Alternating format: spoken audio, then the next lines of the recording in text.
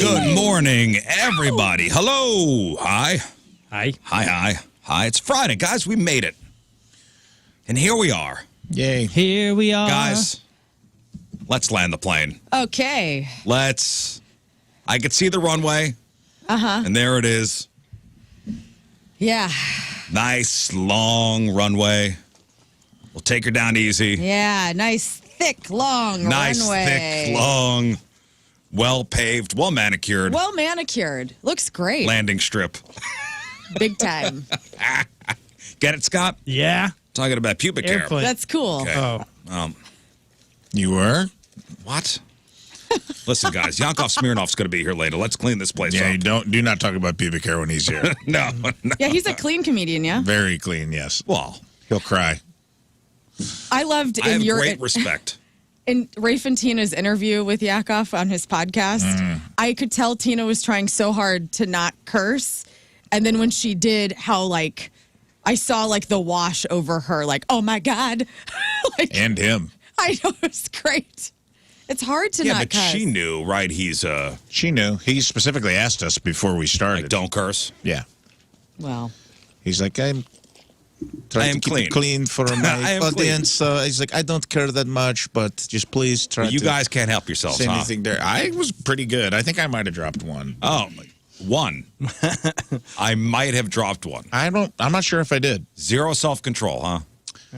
I don't want to take, I'm trying not to put it all on her, but I'm pretty sure it was all on her. Well, I'm going to have to She tell dropped a him when he couple. comes in here. Listen, man, we keep it clean here. oh no. Like, we keep it clean on this show. I'm going to do my best over here. Yeah, you do your best. I get nervous about that. Like when somebody's He's like, fine. like I do that with my in-laws. Like I don't curse around my in-laws. And I cuss like a sailor. Just pretend off the like air. your in-laws are here. I will. You've never cursed around your in-laws? I've slowly been indoctrinating them into the cursing because I've gotten my father-in-law to say ass, and I've gotten my mother-in-law to say bitch. Like, and I think they're doing that out of love for me. Like, they're like, oh God, she's holding it so together they're- so much. They're quite aware. Like, they've listened to podcasts and things. They know. But, I mean, do you do that? Oh, so they're adjusting their lifestyle to suit your needs. No, I think they're just meeting me in the middle. Well, what I mean is, You like, think they're at home, like, talking to each other, like, all right, just try to make it sound natural. Right. like a Working couple. at it. Let me throw in a couple, two, three curse words. Bitch. Right. This bitch. Right. Like, Ass. Ass. Like, no, you're saying it too hard. Are they St. Louis people? Dana, you're No, saying they're it too hard. Springfield people. Springfield, so they'd be like, ass, Yes. ass. Yeah. Yeah. You want me to say A-double-S? I guess You I expect will. me to say A-double-S in front of people? And I appreciate it. A bitch is a female dog. Dogs bark. Bark grows on trees. Trees are beautiful. They're part of nature, so nature is beautiful. So if I say bitch, I'm not actually sinning against the Lord. Exactly. They're 100%. They're hyping themselves up. So you're going to ask, do I Yeah, do you change your behavior? You button it up for around your my in-laws? Uh-huh. No. No. Lucky dog. Yes, you do. You probably don't even know it. You probably do in some way. We all do. This is a natural thing. Well, I Not think now. at this point, I don't have He to. doesn't. I will tell you from Thanksgiving. I love that. I At admire this point, that. I don't have to. When we were courting, Well, yes. yeah, I'm not saying you like completely shell up or anything, but there's got to be some sort of natural something that happens. Like I am myself in front of my in-laws, but as Lern was describing, not cursing, I probably have never cursed in front of my in-laws. So in that example alone, clearly I'm doing something. Yeah. And it has nothing to do with me changing me or not being myself like a or respect acting thing. differently. It's just I'm omitting something because I respect them. Yeah. Yep. And it's And not that see- See, I'm, this is how I am with my in-laws. Is I, meet them where they're at, so I curse like crazy with them. Yeah. Hell yeah. That's what's up. No, I don't I'm really a have a rebel. governor. I'll be honest with you with them. I'm slowly taking And they don't the have one governor with off. me. That's nice. I like my in-laws were in town from like Monday to Wednesday this week, and I took my mother-in-law out to lunch for like an early Mother's Day thing, and we had like a beautiful conversation at this cafe, and I'm slowly I don't get to see them that often, so it's a weird thing, like to show them who you exactly are, because we're just different, and so it's a strange dynamic, but one that I'm trying to like merge better because I feel like that would be better for everybody. Are you getting something for your mother-in-law for Mother's Day? I did. I gave it to her already, yeah. Oh, you did? Oh, nice. What'd you give her? This little fun metaphysical store that I love, they had some reusable bags that were in a little tote that was cute, a candle, local chocolate, and I got her some Did you say metaphysical store? Metaphysical store. Where is this located? Off of Skinker. And north and south. What the hell's a metaphysical It's like store? crystals and good vibes and Reiki. What? So, you know how I do. And then I got her these local artists made stickers for like inspiration. So that's what I got her. My husband got her a card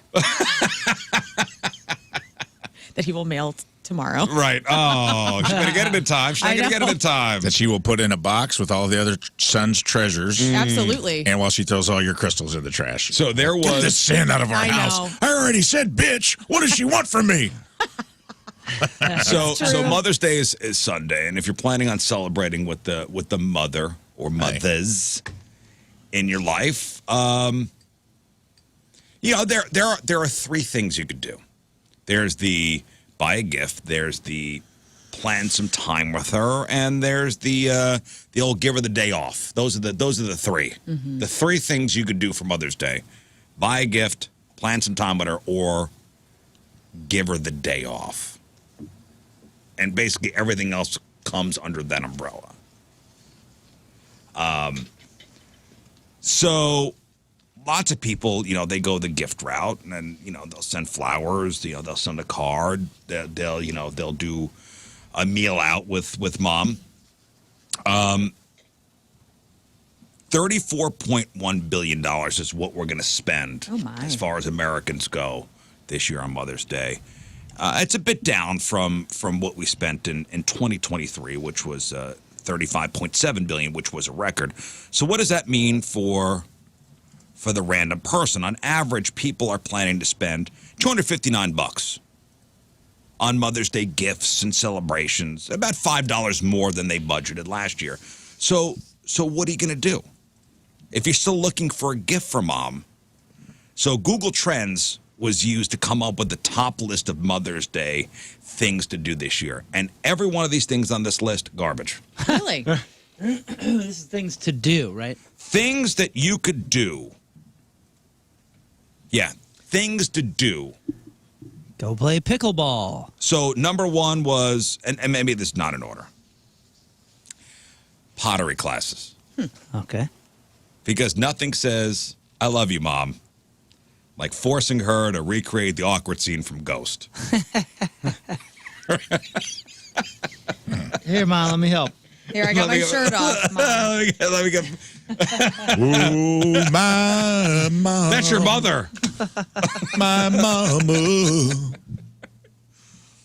Yeah, you're going to be hovering over Mom while she's making a lopsided ashtray. Nice. Then there's cooking classes, and I thought of this immediately, like, yes, the gift of extra unpaid labor. Mom doesn't want to cook. Like, hey, Mom, after a lifetime of feeding us, here's a class so you could feed us fancier stuff. Yeah, because you've not been that great so far. Oh, cool. Thanks, son. 101 ways to chop an onion. Awesome. Thank you. This is a Mother's Day I certainly will not forget. Then there's brunch, which is, man, it could go a number of ways with brunch. Really? Oh, I don't think you can beat a brunch, man. Well, I mean, I think that's it. no. Mom is synonymous with brunch. I mean, woman is synonymous with brunch. No. Right? Bro, I don't Congratulations. You've given the gift of waiting in line for cold eggs with 800 other families. Well, Awesome. that's part of the fun. Brunch at Happy Golden Mother's Day. Corral? It's for dudes. What It's are for the you boys. talking about? We put the bruh back in brunch. Nothing says I love you, Mom, like mimosas and sticky tables. Oh, yeah, every table's sticky. Every table We'll on have Mother's Day is sticky. Sticky tables at our brunch on Saturday. You're saying our brunch on Saturday is We're not doing it Saturday, not Sunday. Yeah, it's before it's sticky. fine. We're making the table sticky. And that's a promise. Oh, Oh, boy. God. Okay. Yeah. Thank you for that. Blah. Brought to you by Patricia's. No, Fun stop and it. Fantasy meat. No. We're doing the Mother's Day brunch the Saturday before Mother's Day. Mm-hmm. That Sunday morning, talk to anybody in the restaurant industry. Mother's Day brunch, it's hell. If there was a purgatory for restaurant employees, whether it be cooks or servers, it will be reliving Mother's Day brunch for eternity. Then doing it today or Saturday is you kind of getting them before they're beaten down. Yeah. Oh, yeah. Well, find a brunch place today and do it today. Saturday. Or tomorrow. But I'm saying, I mean, there's a few places that do brunch every day, right? I would imagine. I mean, You got your first watches. yeah. You got your first watches. You got your shacks. You got your original pancake houses. I just like a good. That place is going to be a zoo on Sunday. It's a zoo every Sunday, though. Even more of a zoo. And remember last time I brought my wife out for Mother's Day brunch, it didn't end well. Anybody involved. Okay, these are the top trending Mother's Day activities for 2025. Oh, pottery painting. Oh, not just pottery, but pottery painting. Yeah. Because what Mom really wants is to spend her special day painting a ceramic frog while a 6-year-old next to her, screams about glitter. Yep. Thanks. Now she owns a mug shaped like a cactus. Awesome. Hey, that's cool. That is cool. What? No, it's not. Never forget. Perfume making class. Ugh. No. Perfume making class. I didn't know this was a thing. Nor did I.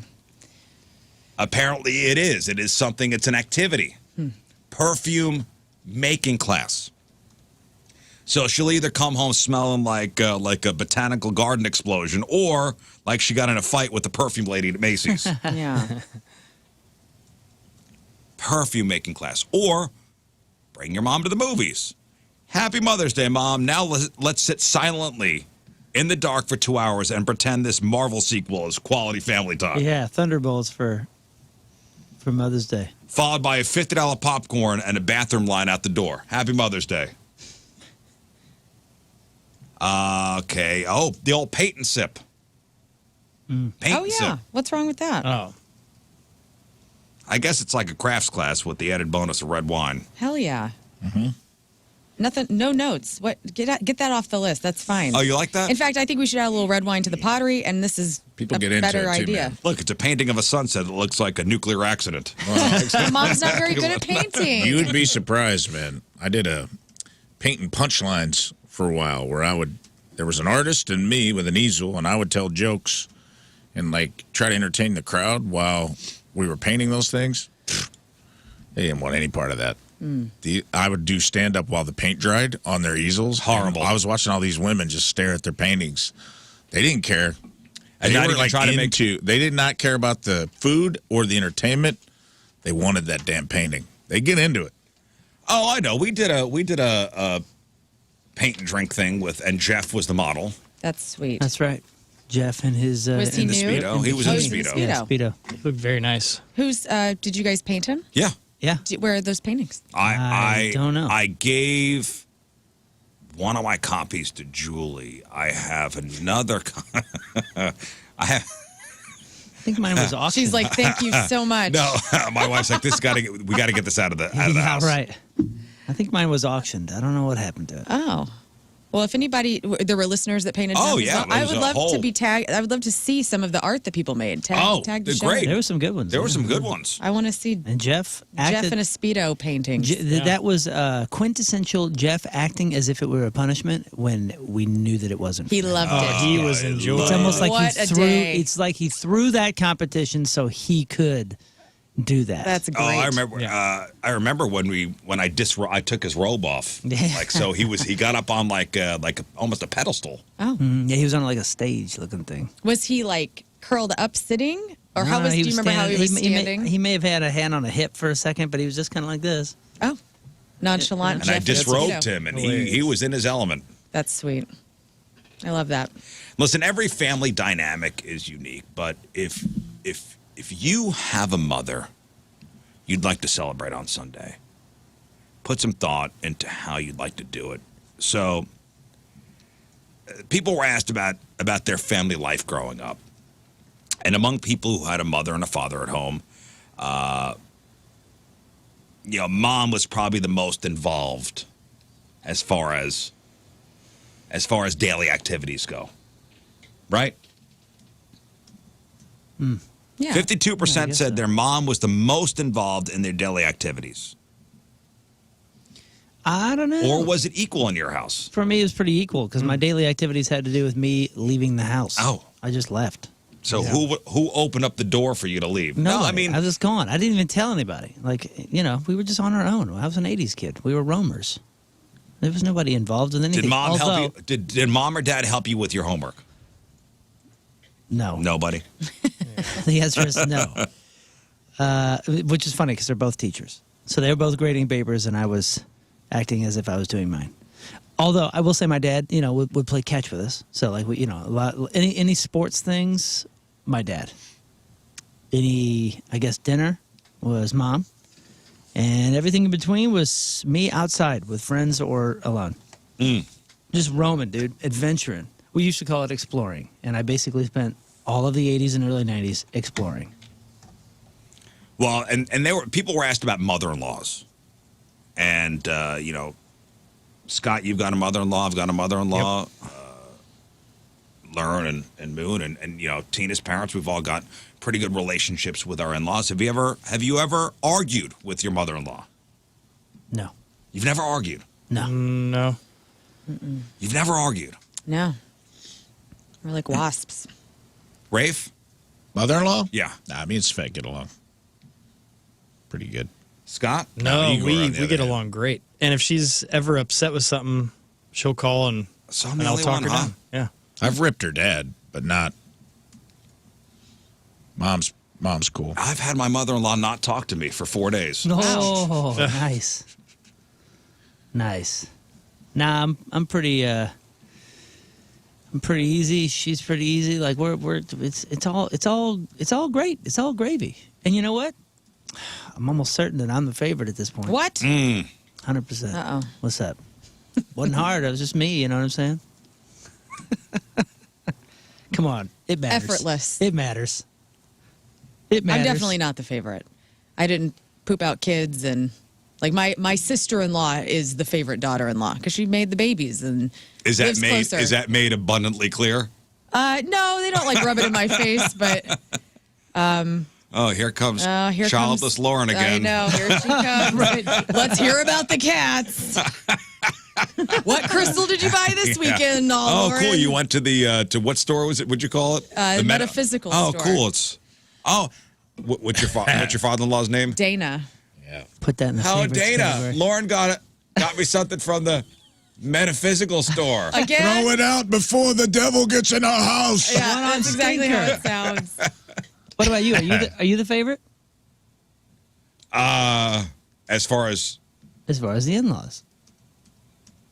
no, because of this one argument you were talking about? no. I mean, It my wasn't just sister-in-law- one argument either, was it? No, my sister-in-law, so my wife's brother's sister, wife, they live kind of close by in Jersey, and then she learned Russian, and Oh, wow. Put effort in, and You are screwed. I Yeah. didn't. That's fine. No, I think my in-laws love us both equally. Oh, that's nice. not true. Really? But it's I think- lovely yes, for you I to think so. Very That's spoken like a true loser. I think so. Spoken like a true unfavorite. It's kind of sad when you cheers yourself and no one else does Yeah. it. Here, do you want? Let me get in on Somebody it. Now it's cheers in the camera. I'll Listen. cheers you, bud. I wasn't the Thanks, favorite man. for many, many years.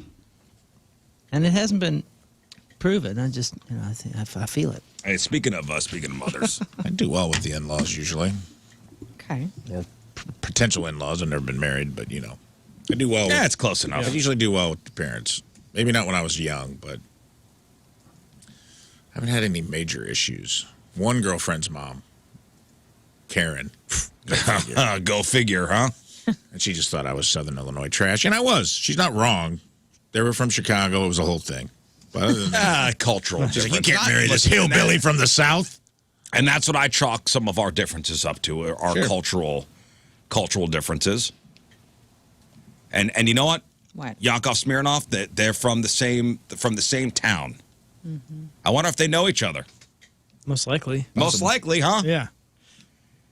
It's like, you're from St. Louis? Mm-hmm. I know a guy from St. Louis. What? I wonder if you guys know each other. Probably. We'll see. Hey, remember the TikTok trend where people would crack eggs on the foreheads of their unsuspecting friends and family members? Mm-hmm. And then post their shocked reactions online? Yeah, they're doing it to babies, Well, they? right. It got even wilder when moms were doing it to their kids. Well, here's some vengeance. A mom in Sweden was convicted of harassment and ordered to pay her daughter $2,000 in damages for posting a video of herself cracking an egg on the girl's forehead. And I'm all about this. You love this. I love this. The girl is young, and she wasn't the only one. Well, she wasn't the one who made the complaint. Somebody else did. And a prosecutor picked it up, ran with it, and argued to a judge that that this wasn't fun, that it was cruel.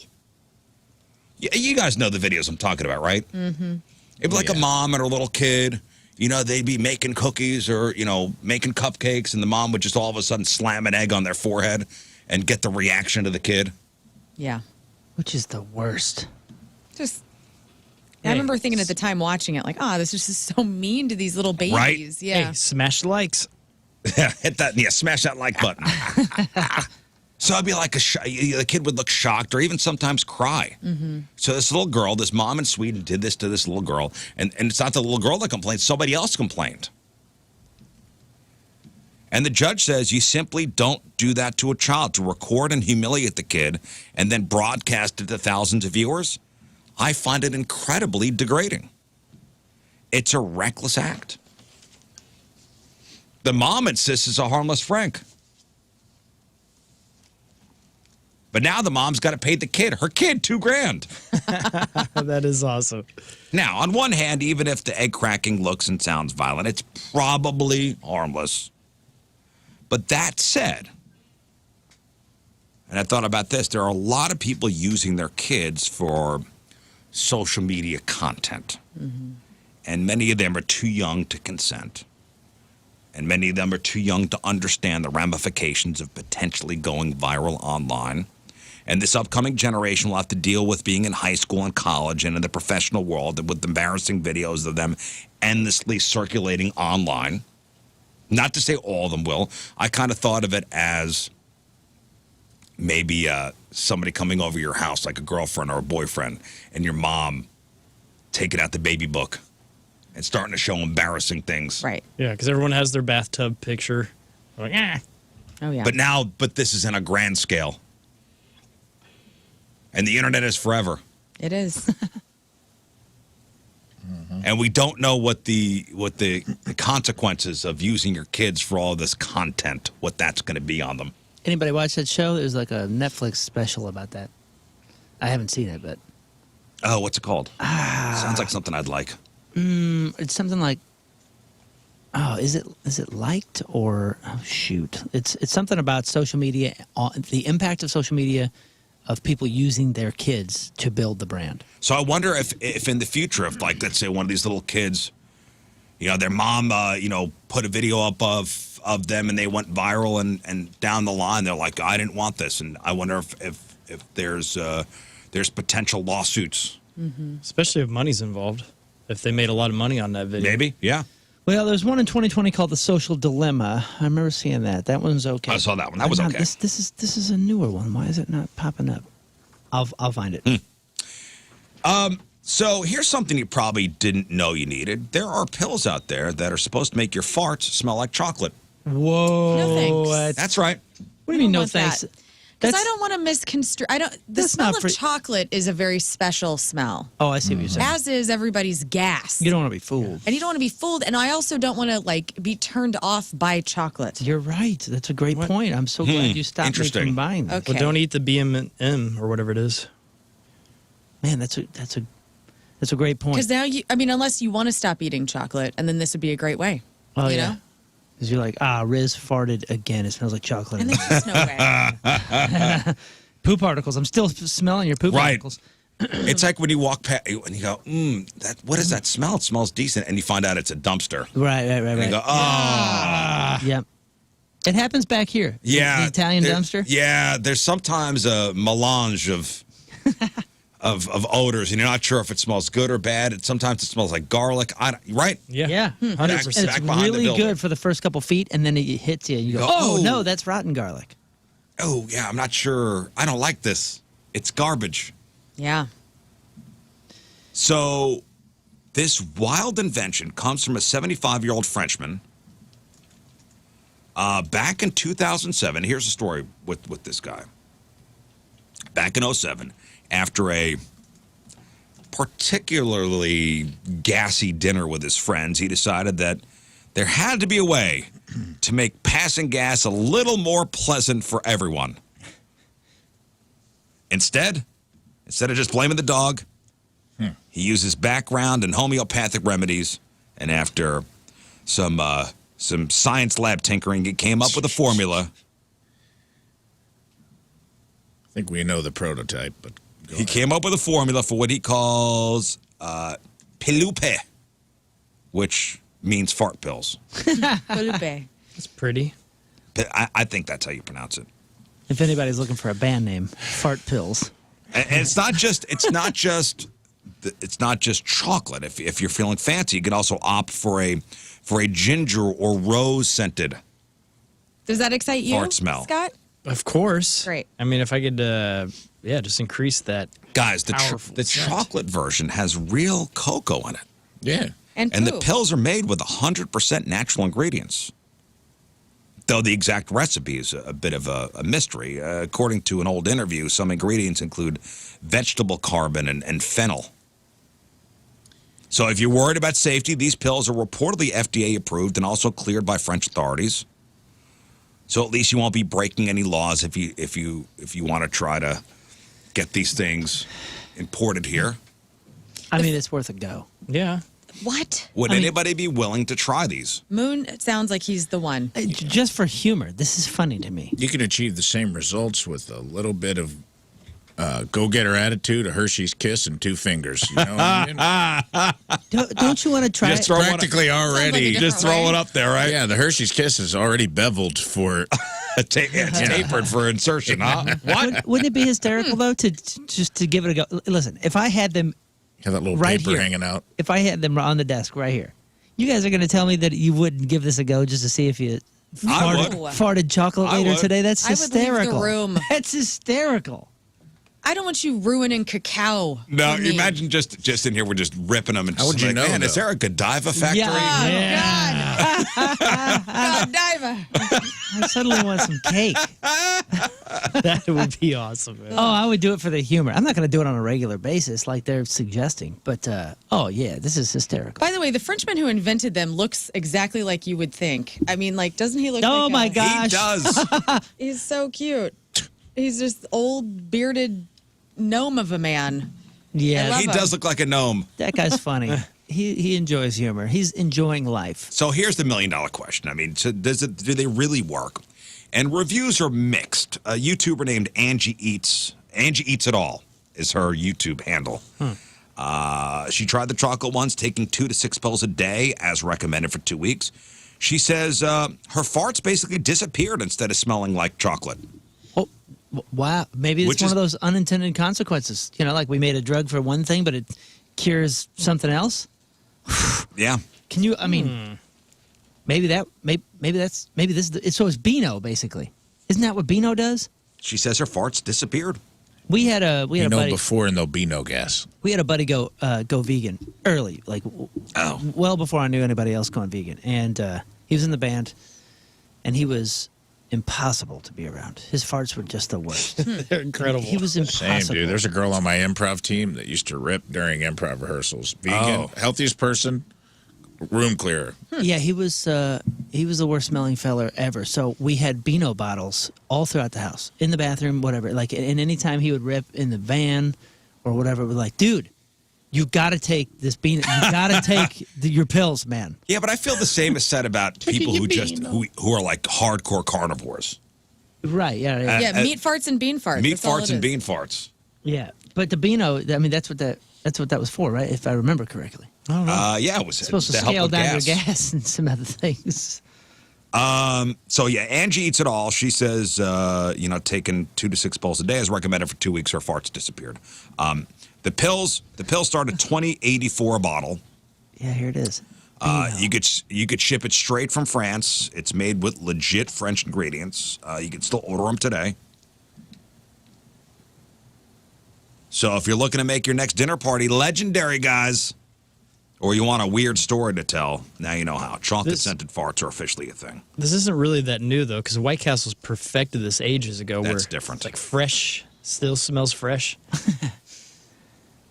And listen, this man, this is not a world-shattering, saving the world thing, but at least the guy's trying to make the world a better smelling place. Have you ever had an idea to help the world out? Have you ever had an idea to help the world out? 100%. I think I have a couple ideas that would change the world forever. Really? Oh, yeah. You want to share? Well, one of them is a play off. I just took the thought further from Mitch Hedberg. Mitch Hedberg had a bit about car horns and how people should have a quota, not a quota, but a limited amount of car horns. Like you only get 2 a month. And think about what that does to the psychology of you using just the psychology of driving in general.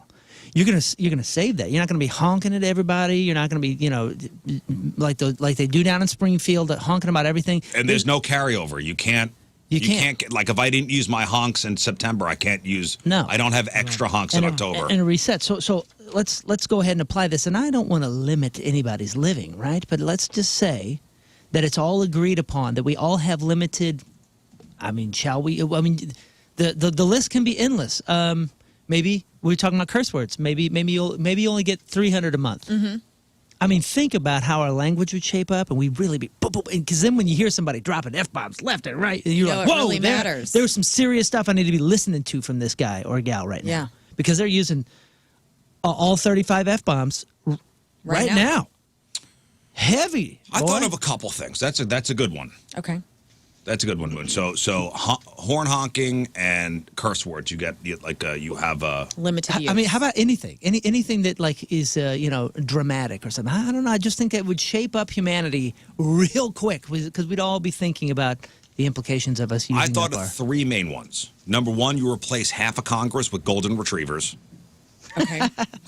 I'm down. Okay, that is actually beneficial. Adorable. Right? Yeah. Not all of Congress because you need to get stuff done. Sure. But half of Congress with golden retrievers. How are they supposed to write the laws? They just hang out. Okay. You don't have to be at every. I like that. Every state has one? Can you imagine seeing a golden retriever at one of those, congressional desks? Yeah, yeah. And when they vote, they go, and they put their paw up. I'm not even asking them. I'm not even asking them to vote. Imagine, during, the State of the Union. Uh-huh. So behind the president is usually the vice president and the Speaker of the House. Can you imagine next to the vice president is sitting in a chair, a golden retriever with glasses on? So great. Can you imagine that? Yes, I can, because those pictures of dogs playing cards. Who's a good boy? The picture of dogs playing Speaker cards. of the House is a good boy. Yeah. The Speaker of the House is a good boy.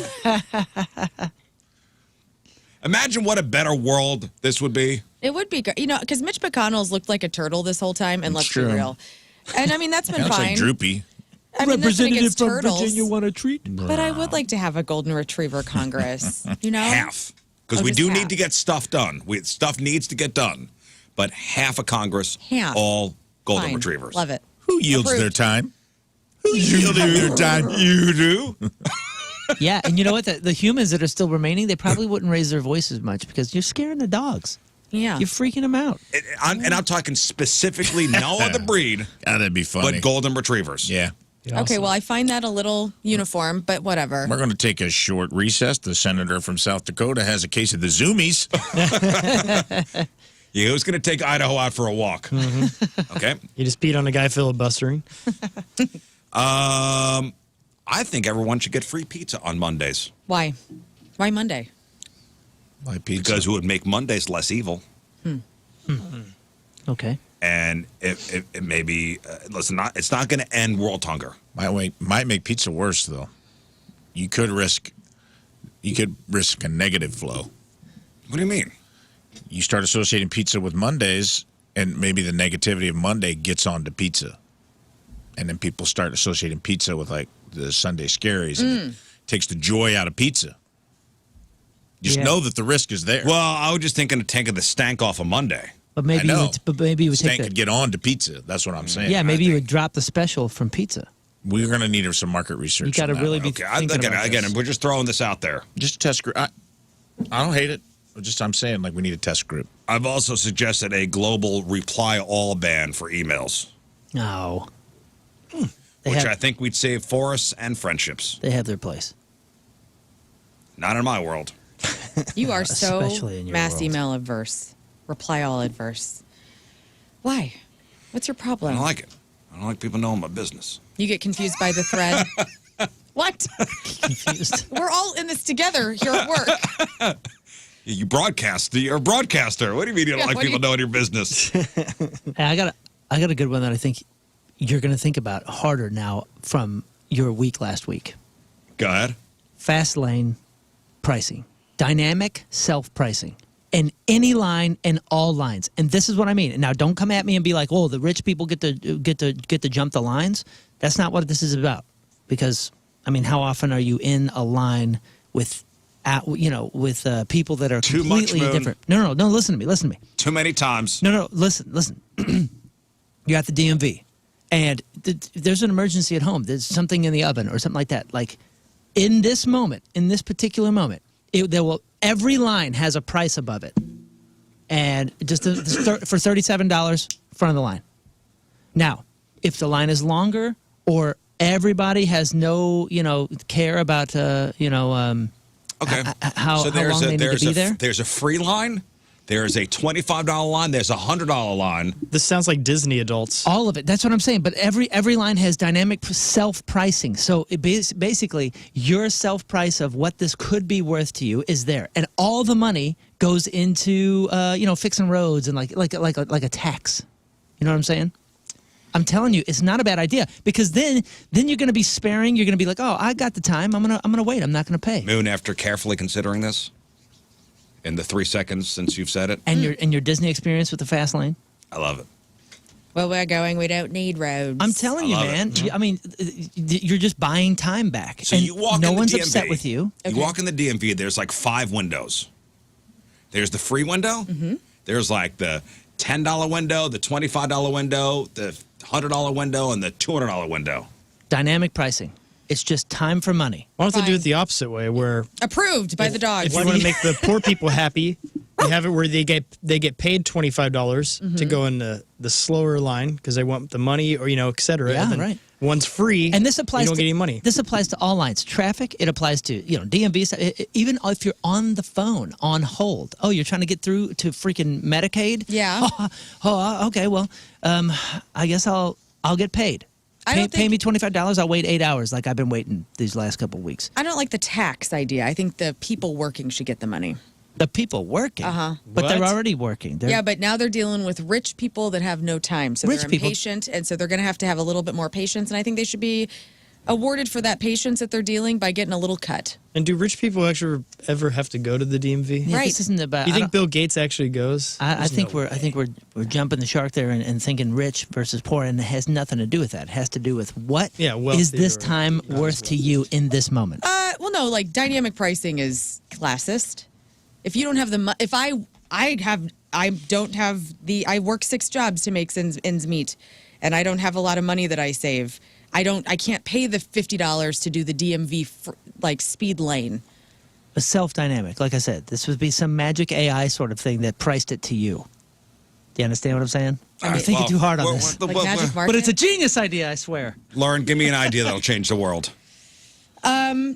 Okay, I mean, the first thing that came to my mind was just, and I'm stealing this from Matthew McConaughey from Green Lights, but I was really inspired when he talked about whenever he got that van and he did Naked a road trip. bongos, you're right. No. I really think that we should have like a hole that has a button in our cars and vans that you can just whiz straight out of, like, while the car is moving. You don't have to actually get out. I think that's really good, but I don't want to just cut a hole into the floor. Okay, but how many does that happen often where you need to use the toilet while you're driving? I mean, yeah, I think anybody going on a road trip more than 4 hours has to stop and take a whiz. And this would be a way to keep moving, dude. You just stop at Whiz, nothing else? I mean, sometimes, yeah, it's a number 2. I mean, and whatever. It's based on whatever you're comfortable with. You know who doesn't want that? Gardettos. And all the other combo chip makers at the gas stations. So you're putting gas stations out of business, then you're not going to the gas station to pee. You ain't getting your rye chips. Well, you still need gas. Your Twizzlers. Yeah, but you stop more when you got to go.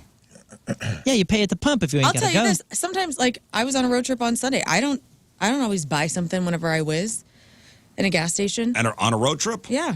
Sometimes I'll just come back out. I got my snacks already lined up in the car. Do you bring snacks from home? Yeah. Boring. I have a fun house full of really fun snacks. When we go on a road trip, I look forward to, and me and the kids are like, this is the time we're getting Doritos. Right. This is the time we're getting Gardettos. And my wife goes, oh, I pack snacks. I go, damn it. Yeah, man, no. I'm in my savor era right now, okay? So I'm bringing snacks from home. Unfortunately. Damn it. You guys smell food? I don't want to eat fruit. Somebody ate one of those chocolate fart pills. What's happening? It smells like Italian food. Like I don't want to eat fruit on my way to Branson. I'm taking. Give me a world-changing idea. I think I've pitched this before, and it's in the vein of a little bit of what Moon talked about. I think you should be able to pimp slap one person a month. Okay. And I think this will help society in 2 ways. One, you're going to save that pimp slap for somebody who really has it coming. And again, so your pimp slap cannot roll over to the next month. So if I don't use my May pimp slap, Yeah, I don't get. You know what? I think we I can don't bank. get 2 You in can't June. bank slaps. No, you can bank slaps because otherwise Bank you're slaps. slapping for no This reason is just my to get idea. rid of it. I don't want to waste a slap. Oh, man, I'm Yeah, so peaceful. After a decade, I got an ass It's not kicking like- ready. Yeah, but not dude, like if vacation days. I think you should bank slaps because sometimes it'd be nice to for someone to think it's over. If they're being egregiously deserving of a pimp slap, it's like, and then they get that backhand. That's from February. Yeah, I like that. Let's bank the slaps because then it's going to solve 2 problems. Like you can only. It's going to control your behavior because if you start getting slapped all the time by a lot of different people, it's going to make you look inward because you can't and you cannot retaliate.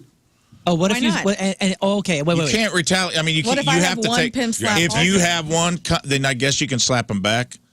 But I think you have to. Well, then that's your slap.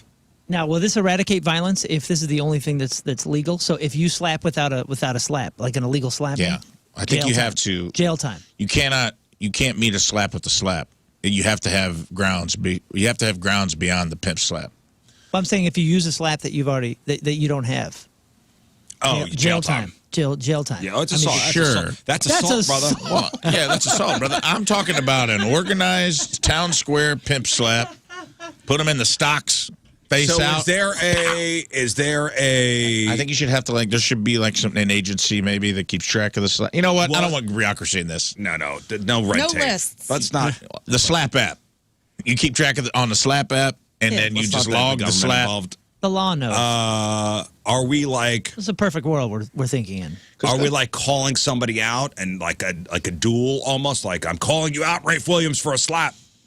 Yeah, that's a chop. I think it's like the Ric Flair thing where you're like, all right, that's a chop. I'm calling you out. That's a chop. And then you pop, you chop them. Maybe we do the chest slap, the old Ric Flair. Whatever it is, it's going to solve 2 problems. One, you're going to save that up the same way you would the car horn honk. And you're going to be like, you know what? This person pisses me. It's going to put things in perspective. You're like, that pissed me off. But is it slap worthy? Is it slap worthy? If it's not, let it go. And if it is, slap the out of somebody. Almost said it. I'm so excited about this idea that I was very close to getting dumped out on just now. And it's also going to curb other people's, because if you are the recipient of many a slap, you're going to start making some changes in your life. You know what I mean? If maybe I'm not going to be as mouthy. Yeah. Or maybe you'll stop being such a jerk. Yeah, maybe. You know, if you're a big enough jerk that you're like, man, 9 people slapped me this month. That's crazy. 9 people use Maybe their it's me. slaps. 9 people used their slaps, It's always on me. and it's always on me. You Slap. got to start looking inward. Slap me once, shame on you. Slap me twice. 9 times. We don't get slapped again. That's shame I on used me. 10 out of my 12 slaps this year on Slapping Rizz. accomplished.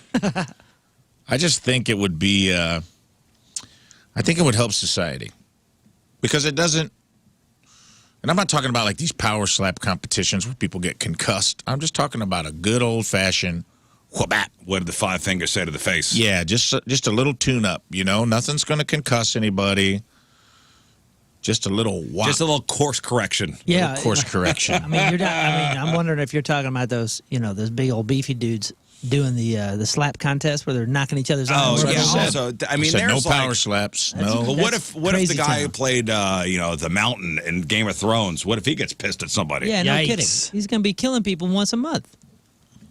Well, That's fair. it's not. Listen, guys. The world It's not isn't perfect.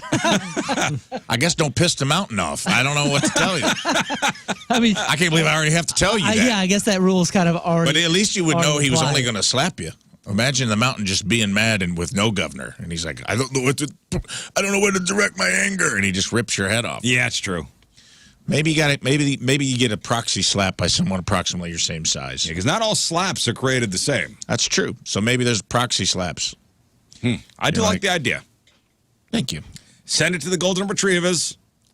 Scott? I think if we just go back to the old school idea that everybody needs to finally get a jetpack. I think it'd help travel. We get rid of stoplights. We could get rid of all this stuff. It'd be so much more fun. Idea at all. Okay. I don't love this idea.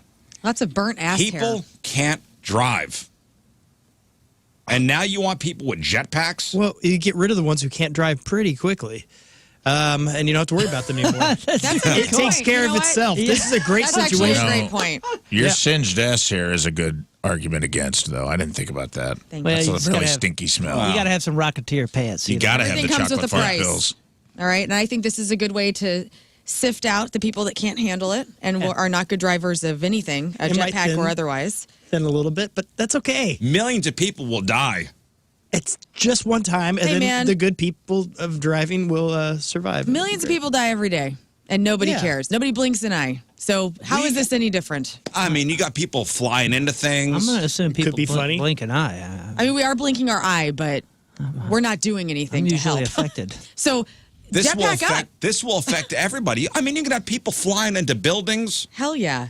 It'd be like David Arquette in Buffy the Vampire Slayer whenever he turns into a vampire and he shows up at Luke Perry's window. Just like that. Just like that. We could have David Arquette with his jetpack right here at this window, How cool. asking to be invited in because that's the number one rule. And once you do invite these vampires in, they can get you.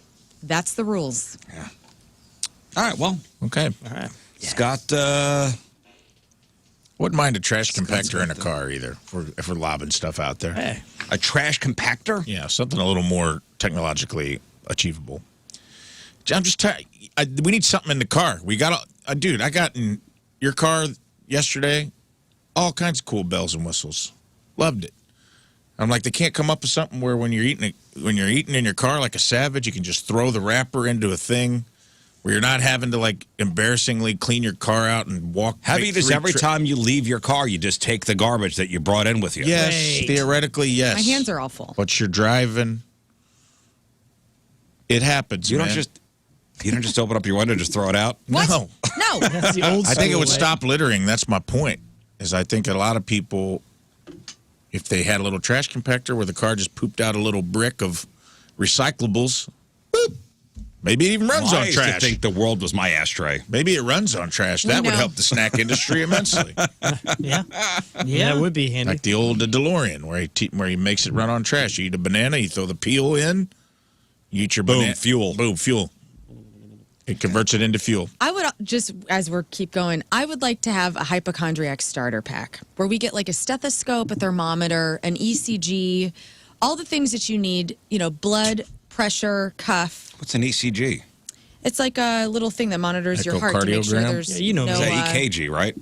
there's ECG and there's EKG. Oh, see, You're talking only a about pro. hypochondriac would know You're that. talking to a pro, man. I've heard of EKG. Yeah. There's little portable ones. The one that I brought in the other day, and I had everybody check their rhythms. You made sure I had no heart defect. Which, Yes. Clear. You guys Thank have you. great Yeah. rhythms. The whole point of all these is just to Rhythmia's chill gonna people out. get That's why you. that pay for the line thing if you're not willing to pay, then you're going to be like, well, I'm not willing to pay. It's no the big deal. I'm going to chill hypochondriac out. starter kit is not chilling anybody out. Oh, it's going to chill her out. That's chills what me she's out. going That's for. making it worse. No, it's not. Yes, I am it fully is. aware of myself. No. I know what's going on. All I've wanted is a stethoscope, so I can just hear my own heart. Yeah, they just want to play doctor. And they're so expensive. They're playing doctor and patient every hour of the day. I knew somebody very close to me that would take their temperature. Rectally. No. Would take their temperature way too many times during the day. Mm-hmm. Throughout the day. Throughout the day. Thermometer smell like chocolate. Throughout the day. And you want to talk about a hypochondriac. This person was a hypochondriac. And any kind of fluctuation in her internal temperature was like, Yikes. that's 98.8 degrees. Well, I'm dying. I know. Too many numbers. I'm just Too saying. many numbers. Was she logging it? Or internal in her mind? Oh, that's worse. You get caught up. Somebody very close to me. Caught up in Not my trying to wife. remember it. But it'd be the blood pressure and it'd be the temperature. Mm-hmm. Oof. And her name is Lern Elwell. It's not me. Oh man. No, but and she had to go on medication to calm herself down. I probably need to do that. Like, you got it. Bitch, you got to chill. But you got to chill. And this is where the stuff That's actually what my doctor said to me last time. Get Rafe in here with the big hands.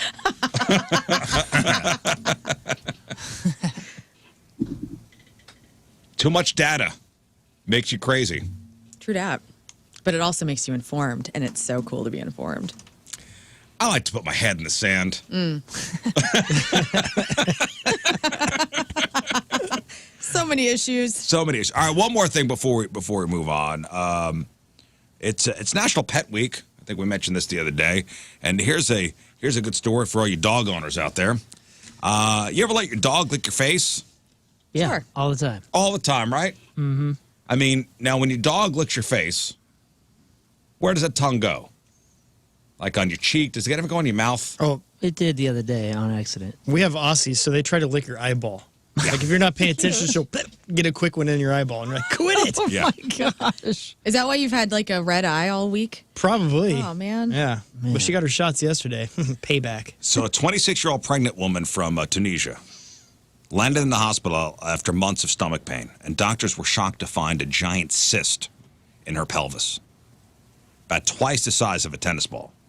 Yikes. Turns out, it wasn't just any cyst. This was a cyst that was caused by a tapeworm infection that humans can actually catch from their dogs. Now, how does this happen? According to vets, the problem isn't the adult tapeworms living in the dog. It's the eggs that can be passed in dog poop. So if your dog has even a little poop on its mouth or fur, And it does. and it gives you a big, sloppy lick, especially on your mouth or eyes, Good. Yuck. you could be at risk. Scott. Time for ivermectin. Yep. One tapeworm, veterinarian Scott. says ideally dogs should not lick faces, especially around the mouth or eyes, as a matter of health.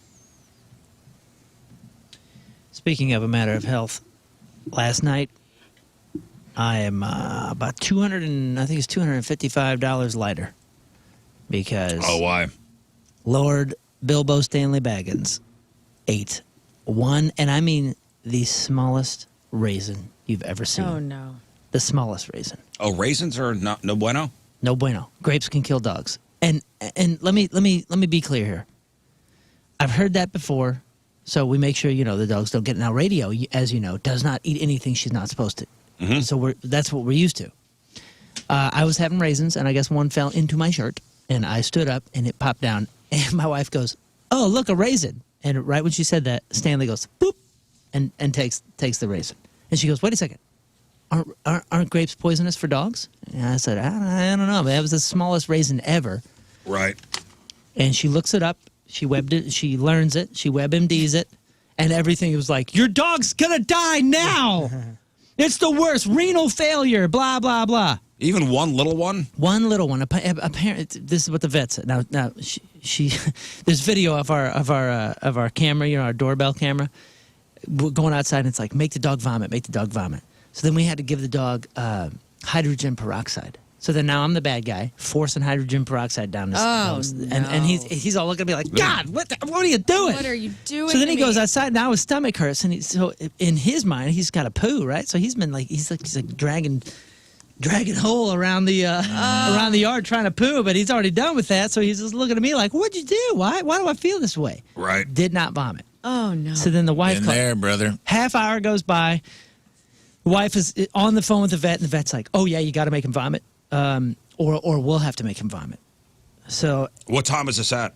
7:15. Oh, great. So then my wife is. Why can't this be an afternoon thing? Yeah, right. My wife's on the phone with the hospital, which is further away from our house than the vet is, which is already far.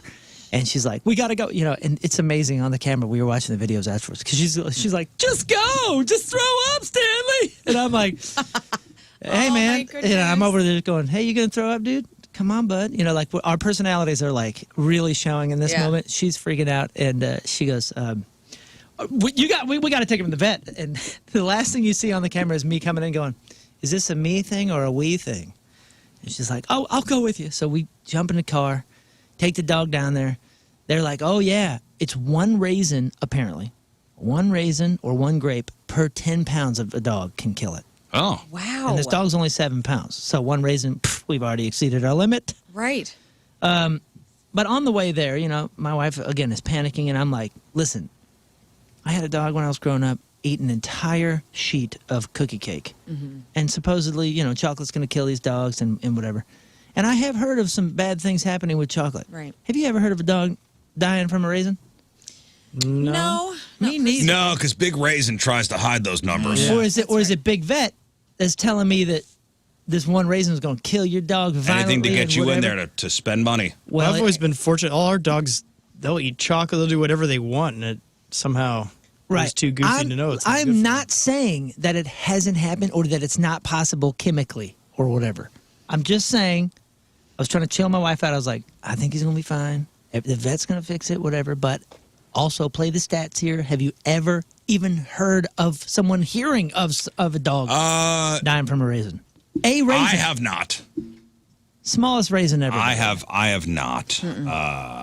Anecdotally, no. So they made him vom. And then they're like, "All right, yeah, great. He threw it up. We saw the raisin." And I was like, "Oh, yeah, Good to cool, go. great." And they're like, we'll check you out over there. I mean, we were there for 8 minutes. And they're like, $255. And I was like, you know what? I had this vision of $1,000 emptying. You know out what? of my bank $200 is fine. It's still a lot of money. Yeah, but in the grand scheme of going to the vet for an emergency, that's Especially fine. after hours. Yeah, I feel I'm fine. I'm fine with it. That's fine. Listen, I'm happy. I'm happy my wife is happy. I'm happy the dog is happy. I'm happy, okay? Don't get me wrong. Don't Scrooge me out here. But at the same time, I was like, would you have played the stats, if you will? I'm curious. I know Lern would have taken a cat in immediately. Oh, I would have been on high alert. As soon the as you whole read time. the internet, I'm sure you'd have gone in. But would you all have done it on a single? And guys. My dogs are medium-sized dogs, and the one dog's a little on the bigger side, so probably not. Let's say the I dog. probably would have just monitored, Yeah, symptoms. Yeah. Right, monitored for any But that's what they said. That's what the internet says is that you can't really monitor them because it's not that it's going to make them throw up or make them sick. It'll just give them renal failure, and by that point, they're dead. kidney stone. God, I don't know. I don't know. I'd have to be in that situation. I've done it with Bo. I've had to peroxide his ass 4 or 5 times. This dude is 9 lives. He ate rat poison one time at a friend's house. He'll eat anything. I got behind a furnace at a friend's house, and he came in there with like one of those bait things hanging out of his mouth. Like, it's pretty good. And I was like, oh no. Poured peroxide, and then it's like I did the same thing. Took him out in the yard, and I'm like, man, nothing's happening. Yeah, he's not doing nothing. But it takes a while. I poured so much peroxide down. Oh, dude, that's what. And he just puked all over the carpet. He sat. I was outside for an hour. I go, this isn't working. We got to call the vet. Come inside, get the vet on the phone. Pukes all over the carpet. And I'm like, Oh okay. yeah. Yeah, we had I deserve that. Moles in the backyard once, and the pest control people at Amco Ranger put like mole poison like in one of the traps, and Cat the dog got into it. Oh. And She's still alive. yeah. But I'm not calling out vets or any of that kind of stuff. I'm not saying that it's not true chemically or whatever. I'm just saying that this raisin was the size of a sugar ant. Come on over. Yep. You know how I feel about vets. Come on over. I was more worried about the hydrogen peroxide in this guy's system than I was about the raisin, to be honest. So that was, I was all about taking him in because I was like, man, I felt weird putting that in him. 573. My dog ate 12 German chocolate cupcakes. Still alive. Dude, my dog cleared a Mrs. Fields rectangular, 3 by 5 foot chocolate cookie cake filled with icing, and she didn't break a sweat. It's dark chocolate. She's still with us? A lot of times, if she's dead, but she lived to like 13 or 14. That's like people think it's all chocolate, and it's not. It's dark, like cacao. They can't process it, and it makes them go into renal failure or whatever. But everything milk chocolate. If they eat like a Hershey's bar, they're fine. Listen, your wallet's $200 lighter, but the dog is fine. Thank God. Happy ending, guys. Yeah, whoo. Happy ending. Yeah. Anytime you got to bring the dog to the vet, it's really how much is this? Yeah, you don't know. There's no menu of pricing. Oh, that was the funny thing too. Is like we're in the thing. They take the dog.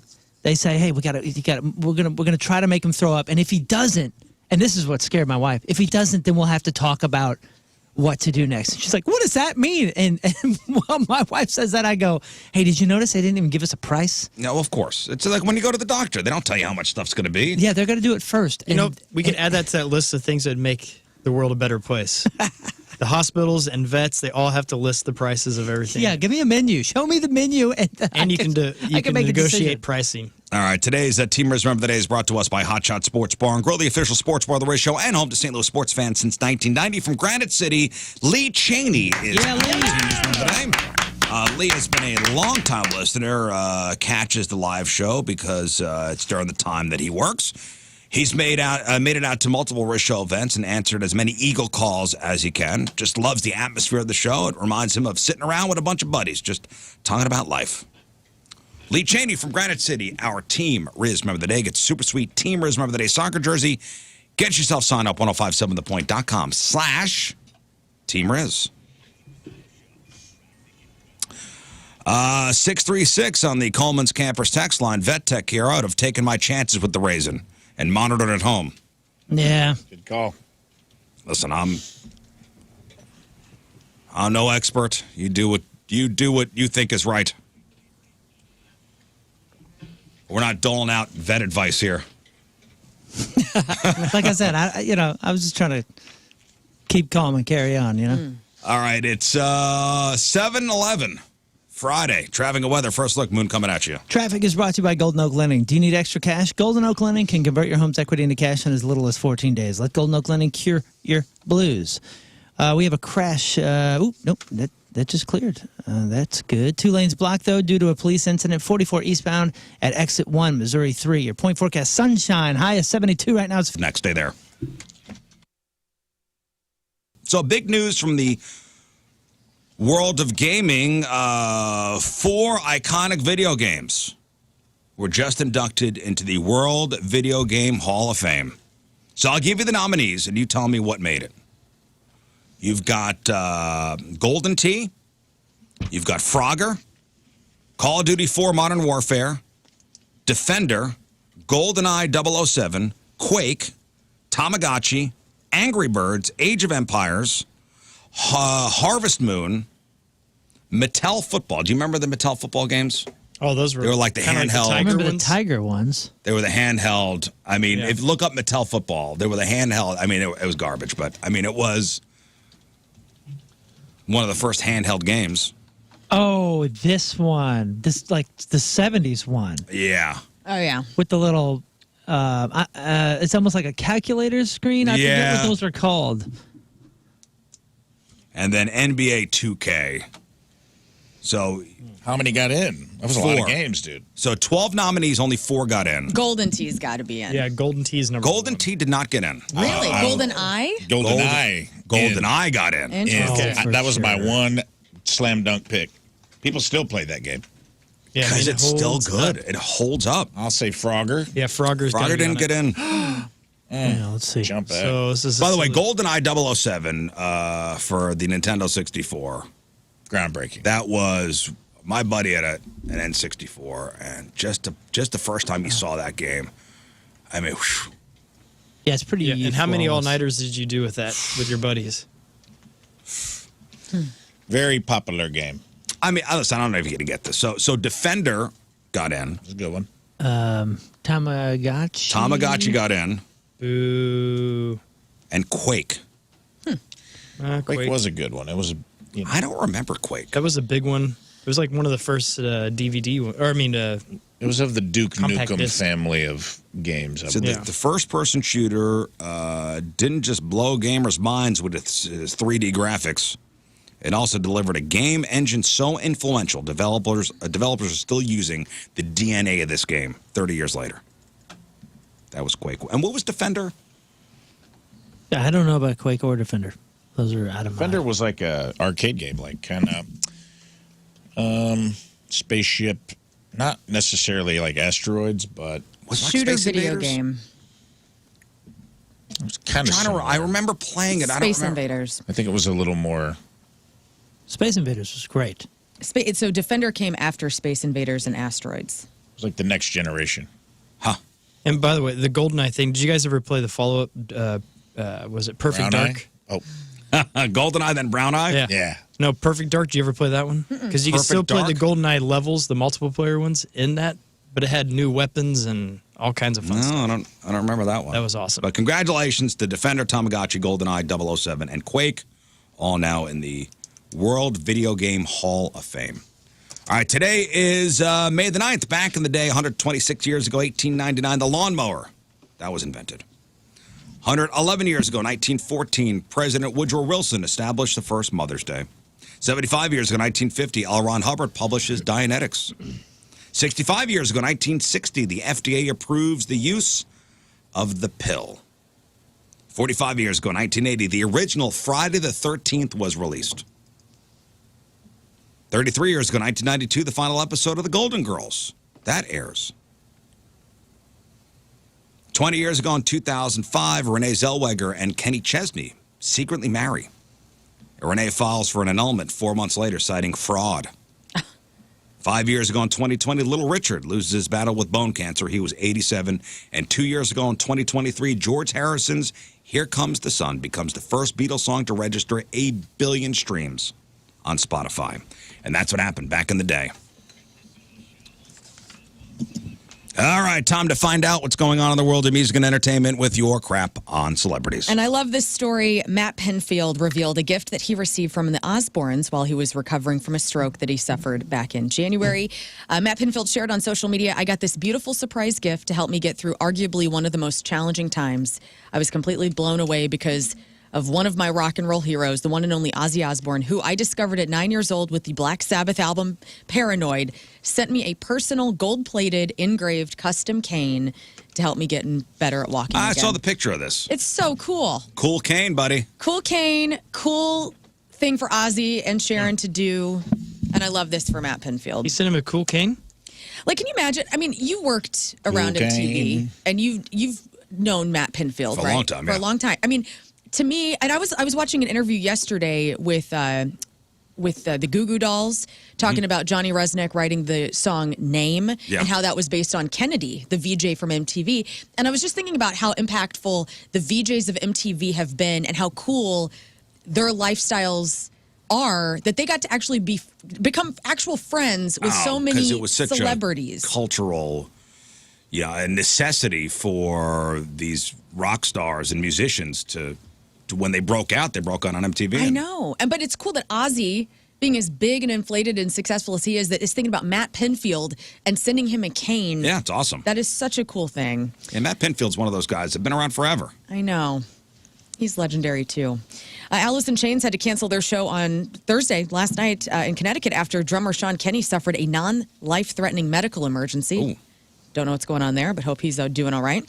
Stone Temple Pilots guitarist Dean DeLeo has teamed up with a side project of his own while his bandmates Robert DeLeo and Eric Kretz are on tour with Joe Perry this summer. It's called One More Satellite, and it's in collaboration with a singer out of the UK named Pete Shoulder.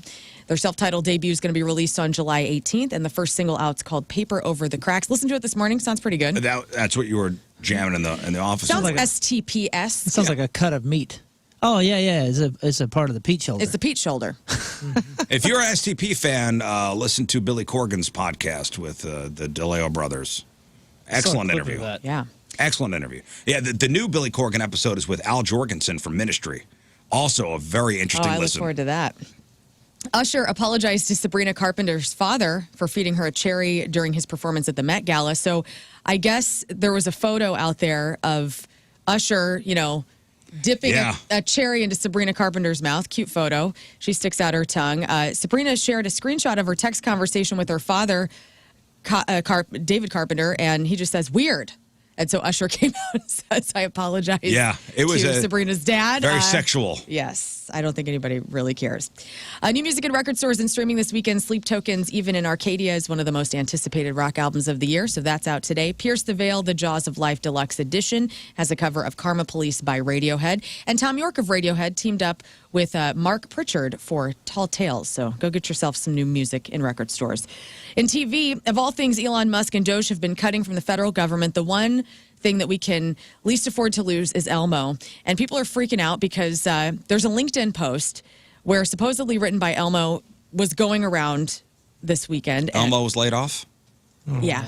It said, quote, unfortunately, Elmo was recently laid off because of federal budget cuts. Damn. Elmo worked at Sesame Street for 45 years. Elmo is sad. Elmo loved his time at Sesame Street. Elmo is looking for his next opportunity. Elmo is good at so many things like hugs. Elmo loves giving hugs. And Elmo hashtag open to work. Yeah. Elmo can also recognize the letter E, spelled his name, feel empathy, and sing Elmo's song and ask how you're doing. Elmo is open to full-time or freelance roles. You got a good, from what I hear, like a decent severance package. Like 3 months. Oh, big golden parachute, huh? You got 3 months salary and... Elmo gonna burn this place to the ground. Elmo had to start Elmo OnlyFans. Oh. Find another stream. Elmo's got to go on Cobra benefits. These are things you don't think about, guys. So Sesame Workshop confirmed they had nothing to do with the post, and it was eventually taken down. And I hope that Elmo can find a new network. Elmo Elmo's still employed, in the Bobby. toilet. Elmo's still good. Elmo's got a gig. He's fine. Elmo give HJs. What? What? Okay, that's man. a different site. Elmo sells oranges at the stoplight. He lives in Cookie Monster's basement. Guys, after Russell's own podcast made claims that he had skin cancer, wrestling legend Ric Flair has now denied the rumors. So Flair shared on social media, I'm sorry social media has misled people, but I don't have cancer of any kind. Thank you for your concerns and everyone reaching out. I'm absolutely fine. And unfortunately, you'll have to live and put up with me for another 25 years. Oh, that was I didn't even know that was a rumor. That was a rumor. There's a big wrestling thing this weekend. There's a big pay-per-view over at the Enterprise. It's John Cena versus Randy Orton. Wait, is this what Liv's been trying to get John Cena on the show?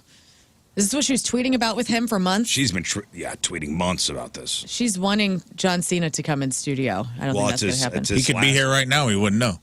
Yeah, you're right. Is he that short? He's standing behind you. You can't see him, Scott. Can't see him, Come dog. on, buddy. Guys, movie news this weekend as far as what's in theaters.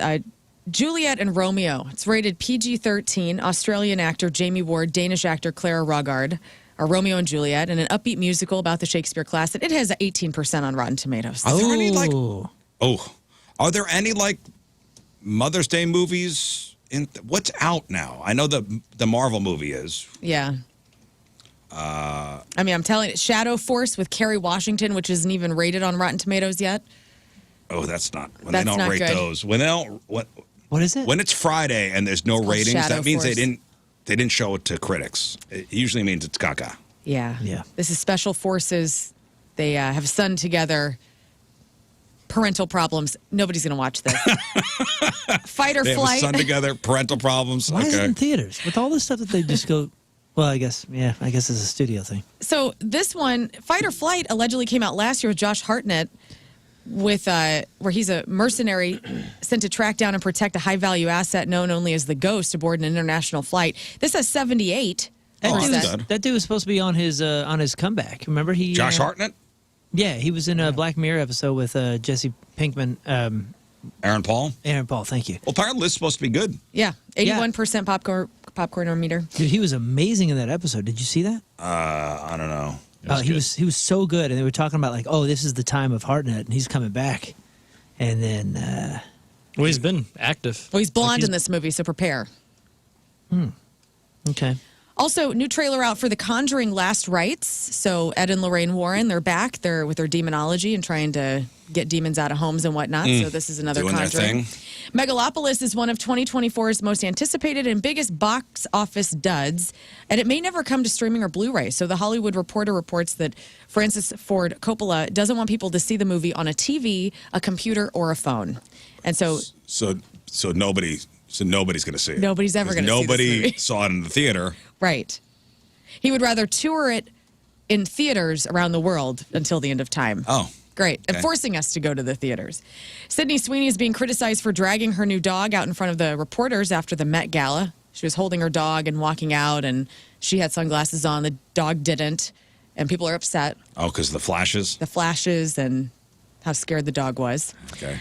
Shia LaBeouf revealed that he once lived in Central Park during a turbulent period around 2013. So while working on the Broadway play Orphans, which he eventually exited, he said he was on steroids and sleeping in Central Park. He described his sleeping spot near one of the horse stables. And he says they keep horses there at this little fire basin. And there's a whole lot of room around there, and you can just chill. What a disaster. Wow, I hope that guy's got his life together. Me too, because I do think he has so much to give. Wow, he's a very talented guy. Super talented, an interesting mind. He just got to just stay on the straight and narrow, buddy. Yeah. It's giving midlife crisis right now, whatever this is. Like, how did we not know about this in 2013? Yeah, man. In 2013, I was on steroids and living in Central Park. In the horse stables. Man, I hope he's okay. Just find the path. Stay the course, man. Brie Larson is releasing a cookbook with her best friend. It's called Party People, and it won't just be about recipes, okay? It's also about entertaining. And the recipes are based off of things that you can maximize time with your guests and not feel like you're the one stuck in the kitchen while everybody else is having fun. So that's going to come out in the fall. I know you're very excited.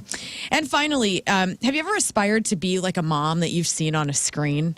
Well, people over at Ranker.com, they are voting for the most inspirational moms in movies. So think back to a movie mom and what inspires you. That beautiful Mama Fratelli. Yeah. From Goonies. From the Goonies. Yeah, she didn't make the top 15. Anne Ramsey. The beautiful gal from The Sandlot. You know, the Indiana Jones gal.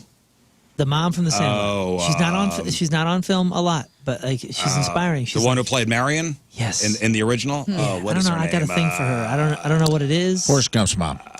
She's on the list. Sally Field. What is Field. her name? I don't know. The one who played Marion. Yeah, I don't know why I have such a Listen, thing, but I got a thing. You can't think of her name. That's not inspiring enough. She's not on this list. Oh, boo. That's right.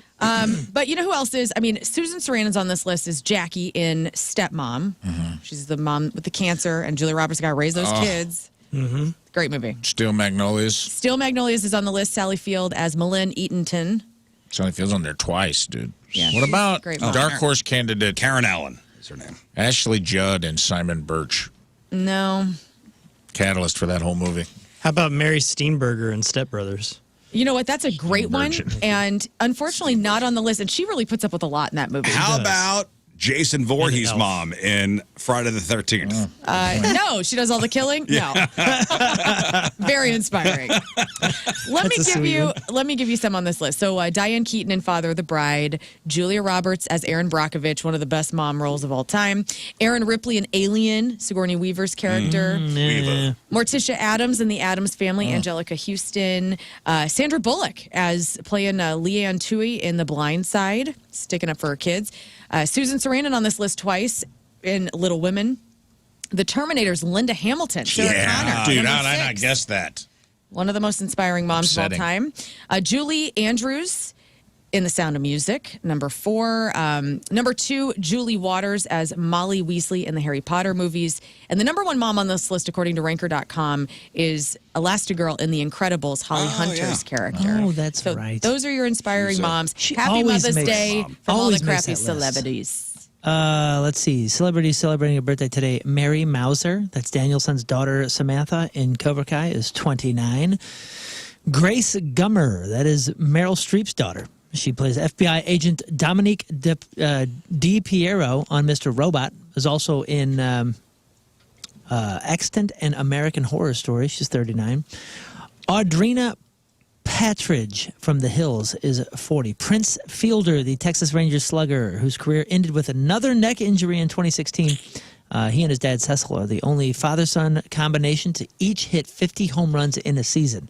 He's 41. Rosario Dawson is 46. Andrew W.K. is 46. Ghostface Killer is 55. Dave Gahan, or is it Dave Gahan? Gahan. Gahan, yes, thank you. Is 63. That's Depeche Mode's lead singer. John Corbett from Sex and the City, that's Aiden. Also in My Big Fat Greek Wedding is 64. Tom Peterson, that's the Cheap Trick bass player and founder, is 75. Billy Joel, 2 first names, is 76. Calvin Murphy, the NBA Hall of Famer, is 77. Candace Bergen from Murphy Brown is 79. Tommy Rowe, 1966. Sweet Pea was the hit from Tommy Rowe. He's 83. And James L. Brooks, one of the 3 men who developed The Simpsons and also co-created The Mary Tyler Moore Show and Taxi. James L. Brooks is 85 years old today. All right. I thought John Corbett and the guy, who was the MTV VJ that was like the hot guy? Dan the Man? Dan Cortez. I thought they were the same guy for a very long Oh, time. really? Yeah. No.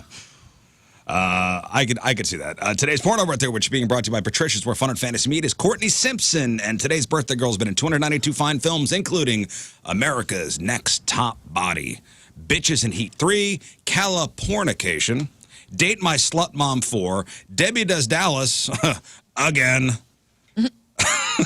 She was in a movie called The Good Source of Iron, Rafe's favorite, The Incredible Gulp 4, Short and Sleazy, and who can forget her role in 2005's Young, Dumb, and Bummed. Correct. Okay. Oh, great. Courtney Simpson is 40 years old. That's right, the big 4-0 today. Kind of a downer. That's your porno birthday. Those are your crappy birthdays, and that was your crap on celebrities. I will take a break. Yakov Smeirnoff should be here. Hopefully he will be here in studio. If not, well, we'll think of something else. Yeah. 7:42, Friday, traffic and weather. Moon coming at you. Traffic is brought to you by Golden Oak Lending. Do you need extra cash? Golden Oak Lending can convert your home's equity into cash in as little as 14 days. Let Golden Oak Lending cure your blues. 2 lanes blocked due to a police incident, 44 eastbound just before Missouri 3. Your point forecast sunshine, high of 72. Right now it's 54 at the Point Studio. Branson, Missouri's own Yakov Smeirnoff. Yay, thanks for having me. This is like fun here. Here we are, morning radio. Yakov. Yeah, I love it. I get up about noon normally, Nice. so this is perfect. Nice. You know, when I first read that, I'm married to into a Russian family. My in-laws are from Odessa too. Oh my goodness, yeah. I married a Ukrainian girl from Kiev, so we know what we're doing, I guess. So right? yeah, you're from the same town. Yes, Odessa. yes, I'm from Odessa. Yes. Uh-huh. So when they say you're Russian, you're actually Ukrainian. I'm Ukrainian, but when I came to the United States in '77, you would have put a gun to somebody's head, an American person, and say, "Where is Ukraine?" And Right. they would know, right? So, and then it was the Soviet Union, which included Ukraine. So everybody made it kind of say, "Hey, it's Russia, right?" And I go, "Yes." That's how I became Russian comedian. Right. Yeah. So everybody's kind of lumped into the the whole former Soviet Union. That's it. It's easier that way to understand. It worked out, and then I got Smirnoff, my name, because my last name was not really stage friendly. So I was working in a bar Jones. as a bartender, and I would just say, my name is Smirnoff, and they go, oh yeah, pour some more. And so that's how I started doing comedy. Little by little, I learned English by getting tips in a bar, and if I was funny, telling jokes, then I would get. So Smirnoff is Smirnoff vodka. That's right. Good that's to know. that's yeah. I didn't ask them. Can I borrow your name? No, I just took it, and they liked it. They gave me this jacket, and they said, "You're Sweet, for all those years of free publicity. That's right. You got a You got I a got red a satin jacket. jacket. Nice. Imagine if they. What a country, right? That's right. Oh, there it is. And then Ryan Reynolds, a couple of years ago, he said, "I'm doing this American gin." Commercial. He said, "Do you mind changing your name from Smirnoff to Aviation American Gin?" And I said, "How much?" And they paid me more than the jacket. So I said, "Fine." So it was the commercial that he did with me, or I did with him, and we made it fun. So you came in 77. Yes. Times are tough. It's Yakov Popoff. yes. Low grade. No, absolute. Yeah. Absolutely. Pop-off comes in, what is that? Plastic bottles. Plastic bottle. We Yeah, know no, things we have don't gone want that. bad if we see Yakov Popoff on stage. So you came in 77. Yes. I know my in-laws came in 79. They were refugees. Yeah. So you came here, I mean... And, No English. And the story is, so did you get a choice of... So my in-laws got a choice of where they wanted to go. We kind of, yeah. There was a choice, but we heard that going to America is the best. And I wanted to do comedy, even though I didn't speak English. So I had enough. I was stupid. I didn't know that you have to learn the language before you can do comedy. Right. People don't understand you. Crazy. Well, but I really wanted it, and that's how I got the bartending job, because I was learning English little by little, and then I would get a break, and then I came to the Comedy Store in Hollywood. That was 78, so I was pretty ambitious.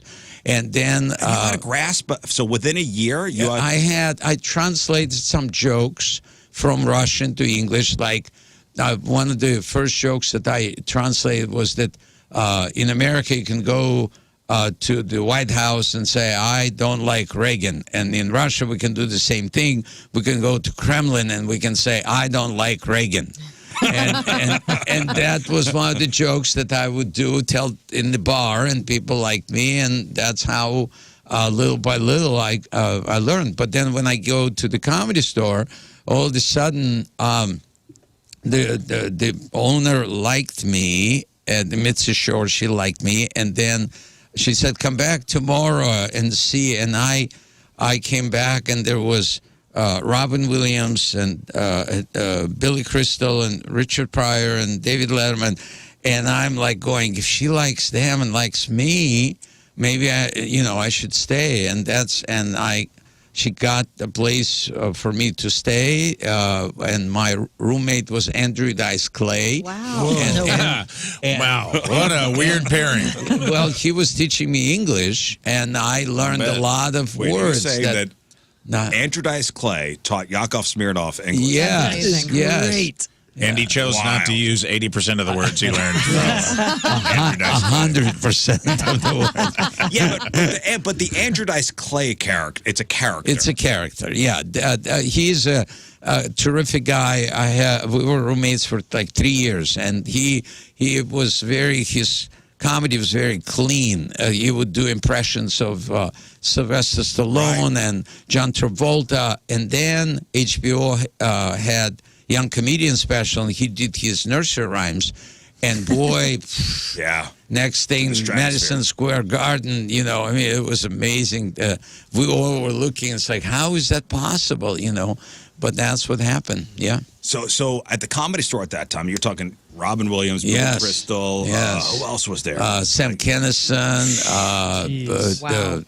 Jim Carrey, Howie Mandel, all of those guys. Anybody good?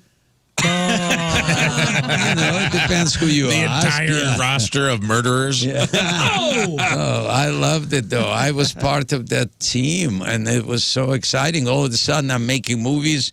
I made the movie with Robin Williams, Moscow on the Hudson, movie with Tom Hanks, Money Pit, Meryl Streep and Jack Nicholson, Heartburn. And I'm proud to say, after working with me, all of those actors won an Oscar. That's right. Yeah. Hey. Dude, Money Pit, by the way, is a very underrated Tom Hanks That's movie. a great It movie. was a great movie. That one, like, kind of flies under the radar as far as great True. Tom Hanks Yeah. movies. Yeah. That was with Yeah. Shelley Long, right? Yeah, it was great. Yeah. So, but I kind of assumed that all of the immigrants get this chance to be in a movie with Robin Williams, you know. So I literally was not bright enough, I guess, to even understand how lucky I got to be in that situation. And then my career just took off, and I did the Tonight Show with Johnny Carson 7 times. I mean, you know. Do you remember after your first Tonight Show appearance? Because that was back in the days when, you know, be on the Tonight Show. Yes. Made you. You're the next day. I mean, you're. Yeah, I was famous. already. It took me like 6 years to get on the show because the producer Jim McCauley didn't think that Johnny's going to like me. And so I was auditioning every year, and then he would say, no, Johnny's and then on the 6th time, he said, let's just save each other time. You're going to get on that show when the hell freezes over. Wow, you were told that. I was, and I start watching Weather Channel just in case, right? And then I just let it go, and I start. And then making during a those, Los Angeles cold snap, I get the call. and then I get movies, and I get little by little. And then I did the commercial, Miller Lite commercial. And that was, in America, you can always find a party. In Russia, a party always finds you. Yeah. Right? And it became very popular. And Johnny saw it and said to Macaulay, why don't we have him on? He's funny. And Macaulay said, oh, we were about to. Oh. Yeah. And so he calls and I, he said, Johnny wants you on the show. And I wanted to say, just shove it, but I didn't. I didn't say it. And I did the show, and Johnny called me over after the first set, which was also unheard of. Really, a lot. Very few people were called on the couch after the first appearance. That was like. Boy, Yeah. I tell you what, I was listening to somebody talk about this not too long ago with the whole Johnny Carson call you over to the Yes. Not only is there a lot of pressure God. because you're on the Tonight Show, Yeah. but if he doesn't call you over to the couch. Well, most people were never called. I wasn't expected to be called. Normally, they'll prepare you. Johnny will call you over. No. This just happens if he feels like it or felt like it. Then he'll call you over, and you better be ready. And so I sat down and I said, Johnny, I love America because here you have things we never had in Russia, like policemen have warning shots. And he almost fell off the chair. And that Macaulay comes in in the break, and he sits between me and Johnny, and he goes, can you do another set like this in a couple of months? And I go, when the hell freezes over, is that, yeah. Touche, yeah. And you did Carson 6 times. 7 times, Wow. yeah. I'm glad And you actually, got it. one of them was a skit that I suggested to Johnny because he liked doing Reagan impersonations, and I wrote a sketch and I sent it to them. Said, "Why don't Johnny you play Reagan and I'll be an interpreter and we'll have Gorbachev look alike," and they liked it, and it was great skit, So. You actually wrote stuff for Reagan. I did. Like I stuff was- that actually went into Ronald Reagan's speeches. Yes, So yeah. in a way, Yeah. your comedy may have influenced The wall. geopolitics. Wow. Gives me chills when you You say tore it down because that wall, dude. Yeah, well, You were up there with David Mitzi, Hasselhoff. Mitzi used to say that. Mitzi Shore, the owner of the Comedy Store, she would say, "You and Reagan changed the world." And I go, "Come on, Mitzi, I'm just telling jokes." And she goes, "No, you." And he used those. Now, when I look back, he used those jokes in conversations and was light and funny, and that's how the wall was torn down. So, I'll take a credit. You and David Hasselhoff up there with. I was chiseling. I was there with Bob Hope chiseling that wall. But the problem was that there was a writing on the wall that I didn't read. And the writing was, Yakov, get a day job. I didn't realize how it's like I was up here doing Vegas, Atlantic City, Reno, and all of a sudden, Letterman has a top 10 list of things that will change on the night of the collapse of the Soviet Union. Made number 1 on the list. Yakov Smeirnoff will be out of work. Oh. And I thought it was funny, but 6 months later, I wasn't laughing. I was living in Malibu, between all the stars, and all of a sudden, I can't pay rent because 6 months later, none of my contracts were renewed. So I started looking for a place where they did not know that the Soviet Union collapsed. Ladies and gentlemen, Missouri. Branson, Missouri. It's been 32 years and they still don't know, and I'm not gonna tell them. Yeah. Right? It's been a great run for me. It's like 2,000 seat theater, entertained over 6 million people there. I mean, listen, we've all been to Branson. I mean, we are, we're Missouri people. Yeah. And, the fact that Yakov Smeirnoff, of all people, has a theater in Branson, Missouri, always blew everybody's minds. Like, why would he do that? Why because Branson? Because they're friendly and they're nice and they don't care if you're a Soviet comedian or as long as you're good and clean and family friendly, they support you, and that's been a blessing in disguise. I mean, I've been there 32 years. I thought I was there for a year, but going to Branson, Missouri. My plan here was to be here for is that right? 2 years. Yeah, And sucks you in somehow. It's 21 years later. I'm still here. Exactly, because people are nice, and in Hollywood you're just surviving all the time, and here you can actually have a life. So it took a long time for me to actually buy a place because I was like, no, I'm going to stay here only for a short period of time. But I loved it, but there's a problem with Branson. When you go to Branson, it's like witness protection program.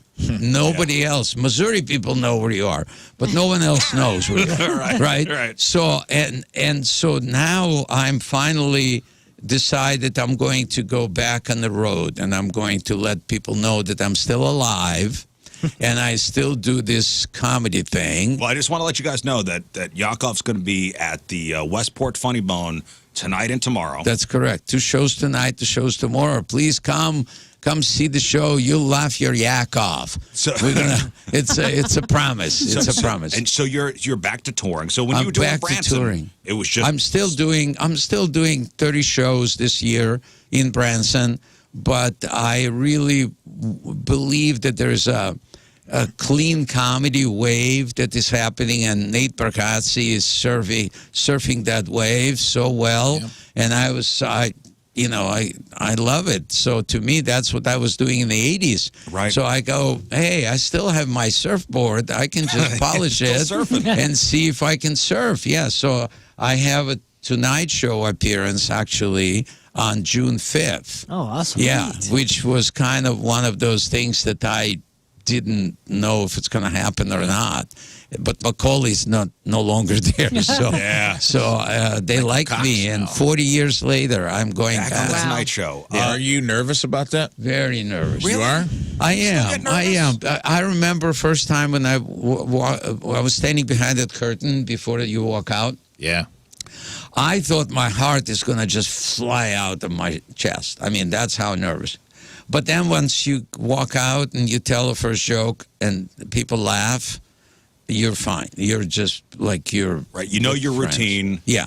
And they make sure you do. Yeah. They're like the night before on the 4th, they already scheduled me like in 2 or 3 different clubs in New York to do those. So just to stay warm, stay ready for it. But I'm still nervous because it's Yeah, it's been a long time. So you're going to do stand up and you're going to be on the couch. I don't know about the couch. That's the point. It's Jimmy Fallon. How Right. do you know? I don't know. They don't tell you. When is this? June 5th? June 5th. All right, yeah. we'll watch. Yeah, It's going to be a different dynamic because Jimmy, he's a comedian. You know, you're on the wall at all these. You know, I told you that when I did your pod. Like your picture's on the wall at the Westport Funny Bone. That's Dude. true. You're like Yeah. you're Mount Rushmore of comedy, and he's a comedian who is younger than you. So You better pay respect. he's going to Well, pay. He's going well- to kiss the ring, baby. I thank you, but I don't expect anything. We just know expect it. I Okay. expect And we'll it. make sure. We'll make Victor happen. We got a phone call from St. Louis. Yes. You're gonna do You this, better call baby. Yakov to the couch. The guy in the alley saying he's looking for Jimmy. I mean, you've done it all. I mean, you've been in movies. You've been to Branson. Yes. You're a painter. You got a doctorate. This man got a doctorate. What? Yeah, Holy I smokes. What do you have a do. doctorate in? Amazing. Well, I got my master's degree in psychology from University of Pennsylvania. I in my later years, I was curious because I went through a divorce and I noticed something that laughter was in the beginning of the relationship and then it was not there. The attorneys were laughing, but that's it, right? And so all of a sudden, you know, I find myself curious, like as a comedian, I'm going, well, where does laughter go in a relationship? So that was my dissertation in the UPenn, and then I went to Pepperdine and got my doctorate degree, and my dissertation was law of laughter, LOL. That's the only joke they allowed me to have in the dissertation. Law of laughter. Yeah, law of laughter. And I was very determined to figure out how laughter is sustained in the relationship. And I think I did a good job because I have a very beautiful young wife. Yes. And she is happy because I figured out that formula. So my goal during my show in Westport, and people should come because it's Mother's Day. Bring mom. Moms love it because it's clean and it talks about relationships. So they can bring their husband, and she goes, "You see what he says?" So what is the formula? Oh, really? What is the You want me formula? to expose it right now on YouTube? Gotta Is go that to Westport. What is the? Okay, so you. no, I'll tell you. I'll tell is you the formula because for it takes laughter a couple through a of marriage? Yes, the laughter is the byproduct. It's a gauge. It's not the goal. The goal is to meet the needs of the person, and then humor will trigger the laughter. In any business, what you guys do, you're meeting the need of people who listen to you. If you didn't, they would tune out. They'd go to another station, right? Yeah. But your humor triggers the laughter, and when you guys are laughing, that's just a way to know, yeah, it's working. And then your paychecks are telling you it's working. Right. Otherwise, you wouldn't be number one station. So everyone, but nobody understands it consciously. We just like to laugh, but we don't know when it goes away what happened. As comedians, we do that every day. Somebody doesn't laugh or the audience doesn't laugh, we go back and go, oh, I didn't meet their need. I didn't explain the joke well enough, so they don't understand. Do you remember when Carson used to do those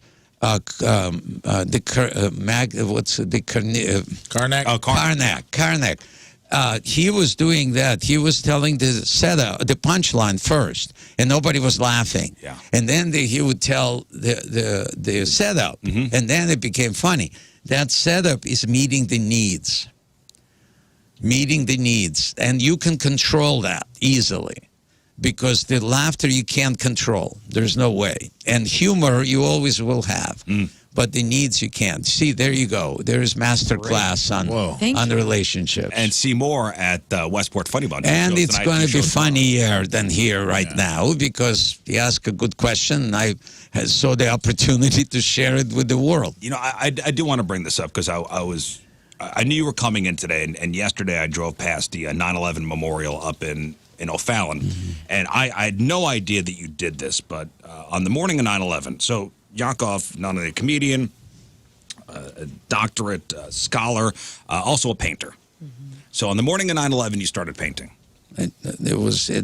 It was nighttime. It was like when, after the attack, I felt I was devastated because I was sworn in as an American citizen at the Statue of Liberty ceremonies in '86. And so that was like the best moment of my life. And here is those Twin Towers and the Lady Liberty standing. And then all of a sudden I'm looking at the TV screen in Branson in my theater, and I go, what's, and those towers are falling down. And that, I just somehow felt responsible for, fixing it. Something has to be done. Something has to be done. So I started painting. That's kind of, that's my emotions were like painting. And I painted all night long. And you created a mural. Well, first I created the 3x3. It's in my theater. 3x3 painting and I called it America's Heart. So it's, instead of towers, I had American flag in the shape of a heart, and it was very symbolic. And as I was finishing, I stayed all night, and I finished it, and I'm going, it has to be a mural at Ground Zero. How it all, I don't know what happened. And so I start going to New York to try to find a building where I can put that on. And I went like 3, 4, 5 times. I don't know. I don't remember. And nobody wanted to talk to you because everybody was in distress. Yeah. And I was telling the politicians, I said, I'll give money to your campaign if you'll let me do it. And they would say, we don't want your money. And I'm like going, something is wrong with America if politicians don't want your money. Don't want your money, right? But eventually I found people who install like big banners, and they're still union workers, and they agreed to meet me at the building. Now I found the building. The owners say, if you can pull it off 10 days, we'll give that to you. And I did, and they came, those guys, and they were they were upset with me that I even asked them to go there, because he said, we hate this place. We were taking the bodies out of this place. We don't want to be here. What do you want? And I go, well, I'm trying to put up this mural, and I would be willing to pay for it. And they said, you don't have, Donald Trump doesn't have enough money to pay for that. So to do it that was like August, and I wanted to be for the first anniversary memorial. So, and then they're leaving, and I'm like going, oh man, that's not good. And then they see the mock-up of what I wanted to do, and they saw it, and they quiet down, stopped cussing, and they passed it around. And then the leader of the 4 people there, and he goes, what is that? I said, this is what I want to do up there. And he goes, okay, we'll do it. Yeah. And I go, well, do I have enough permits to do this? And he goes, no, you don't, and you'll never get them, but we'll do it anyway. And I go, why are you doing this? And the guy said, because I want to drive by this with my son, and I want to tell him I helped to put this up in the skies. And he was as good as his word. They showed up, 50 people, union workers, didn't charge a penny, and they put that mural up there and worked 12 hours. And it was there it's supposed to be there like 10 days, but it was there for a year and a half. And that was my contribution. Yeah, we have a picture of it. Yeah. Beautiful. And you know what? And here's the thing about it. You never put your name on it. I did not. No, it wasn't about me. It was about... You never signed it. You never put your name on it. Yeah. I wasn't planning on it. It kind of eventually got out. Word got out. Yeah. That warms my heart. I'm tearing up. Oh, Stop it. So sweet. Yeah. Thank you for that. I felt compelled. I was hoping, and I signed the mural with the words, human spirit is not measured by the size of an act, but by the size of a heart. and that was underneath of that painting. And so this is actually as they're installing it, so it's not all the way up. And they were there, and then when there was a little crooked, they went back up and twisted. 12 hours of 50 people, union workers. And I know it was taken out because there was a storm, right? It got damaged in a storm. Tore it. Yeah, storm tore it. And what we do now at my theater, we took it down and we cut small pieces of it, and we put in the frame, and we sell it, and then the money that we get, we donate to 9/11 Foundation. And there we got a bigger picture of it. There you go. That's how it was. Yeah. And you know what? I'm a New Yorker, and I passed by that, and I had no idea. What Yeah. People, and I was told, like, people on the Empire State Building for as long as it was there, they would say, "Where is the ground zero?" And they would say, "Do you see that heart? That's where it is." And I had no idea that was you that was responsible for that. Well, it was my honor and a privilege to be able to get that done. Well, I'll tell you what, it's an honor and a privilege to have you in the studio. Oh, thank you. And please, next time you're in St. Louis, we'd love to have you even longer. I know you had a very busy schedule. It's good to be with you guys. I really appreciate it. I like the format, and going back to meeting the needs. I think your audience is staying with you because you're meeting their needs. Yeah, we've been doing it for 11 years now. That's wonderful. Doing the morning show. Yeah, so. good for you. Great Yakov Smeirnoff. See him at Funny Bone Westport. 2 shows tonight, 2 shows tomorrow. Yeah. On the Tonight Show, June 5th. June 5th. Yeah, that's huge, man. Yeah. See him in Branson. Yes. Which is a hop, skip, and a jump away from here. What else? You got on? My podcast. We did Rafe's this. Rafe's been on the podcast. Yeah, we did. It's called Comedy Couch, and we get into laughter and how it created, and each comedian has their own take, and it's really exciting to explore that. I love diving into that, and sometimes they feel like they're on the couch, but that was the intention of that.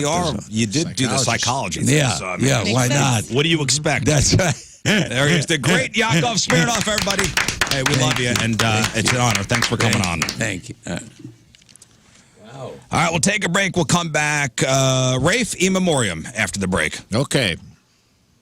It's 8:22. It is Friday. Traffic and weather. Moon coming at you. Traffic is brought to you by Golden Oak Lending. Do you need extra cash? Golden Oak Lending can convert your home's equity into cash in as little as 14 days. Let Golden Oak Lending cure your blues. We got a left lane block due to a crash 44 westbound at Memorial Drive. Your point forecast sunshine. High of 72 right now. It is 55 at the Point Studio. Another thanks to Yakov Smeirnoff for... What a sweet boy. Wow. He's a good dude, man. Hanging out for, half hour, 45 minutes, and make sure you go see him at the Westport Funny Bone this weekend. What a great guy. He's very complimentary in the hallway on his way out, too, of all of you. And just what a legend, show and an honor. Yeah, man. That's one of those times where, somebody's sitting across, and you go, I can't believe this guy is here. I can't believe I'm in his presence. I grew up watching Yakov Smeirnoff. And I will tell you that we didn't get to it because you were asking so many good questions. I didn't want to interject, but his new hour is good. I saw it when we were in Springfield, and he has, sometimes you can get comedians from the past that get stuck in their past. He'll do the What a Country stuff or the greatest hits, but his new stuff is very autobiographical about everything he just talked about here, and it's very, very well done and well written. So it's good, man. Awesome. Good to know. Everyone should go check it out. All right, Rafe, it is now time for you to shine. Oh, Put boy. the spotlight on you. All right. It's Friday, and it's time for this week's In Memoriam. All right, the In Memoriam is upon us following a very heartfelt 9/11 tribute from Yakov Smeirnoff. Let's see if I can land this plane. No pun intended. I didn't know it would get that emotional, Rafe. It was sweet. It was cool. I saw everybody tearing up in here. It got dusty in here. I was thinking about your rollerblades the whole time. If you're not familiar with the In Memoriam, it's a lot like the Oscars In Memoriam. We say goodbye to people that we lost during the week. Sometimes it's topics we covered. Sometimes it's ourselves. Sometimes it's just unhinged people emailing in for no reason. But whoever it is, maybe a topic we covered. If we piss someone off, we like to say goodbye to them in a proper way. Proper goodbye. And this week, we're going to start with a big one, guys. The real ID date has come and gone, May 7th, 2025. And a lot of people are on my case saying I was wrong about the real ID rollout. When I said, and I've told all our listeners, and I stand firm, don't get it, don't fall for it. Well, you also said it's never going to happen. And I did say that. And guess what? What? Some of you guys know this, but I actually have an AM ham radio. We've gotten transmissions from the future before, from Taco John Connor. And I was just fooling about last night, minding my own business, and I flipped it on, and I actually got a transmission from the future, and it was about real IDs. And you're lucky I had a tape recorder on me. An old school tape recorder. Oh. Yeah, and Lucky us. Yeah. Lots of luck. Play the tape recorded message. Final transmission. Gate B32. The real ID uprising. Timestamp 7:13 a.m. Boarding zone 3. Just after Group 1 was called, but before they let families with strollers on. 2047.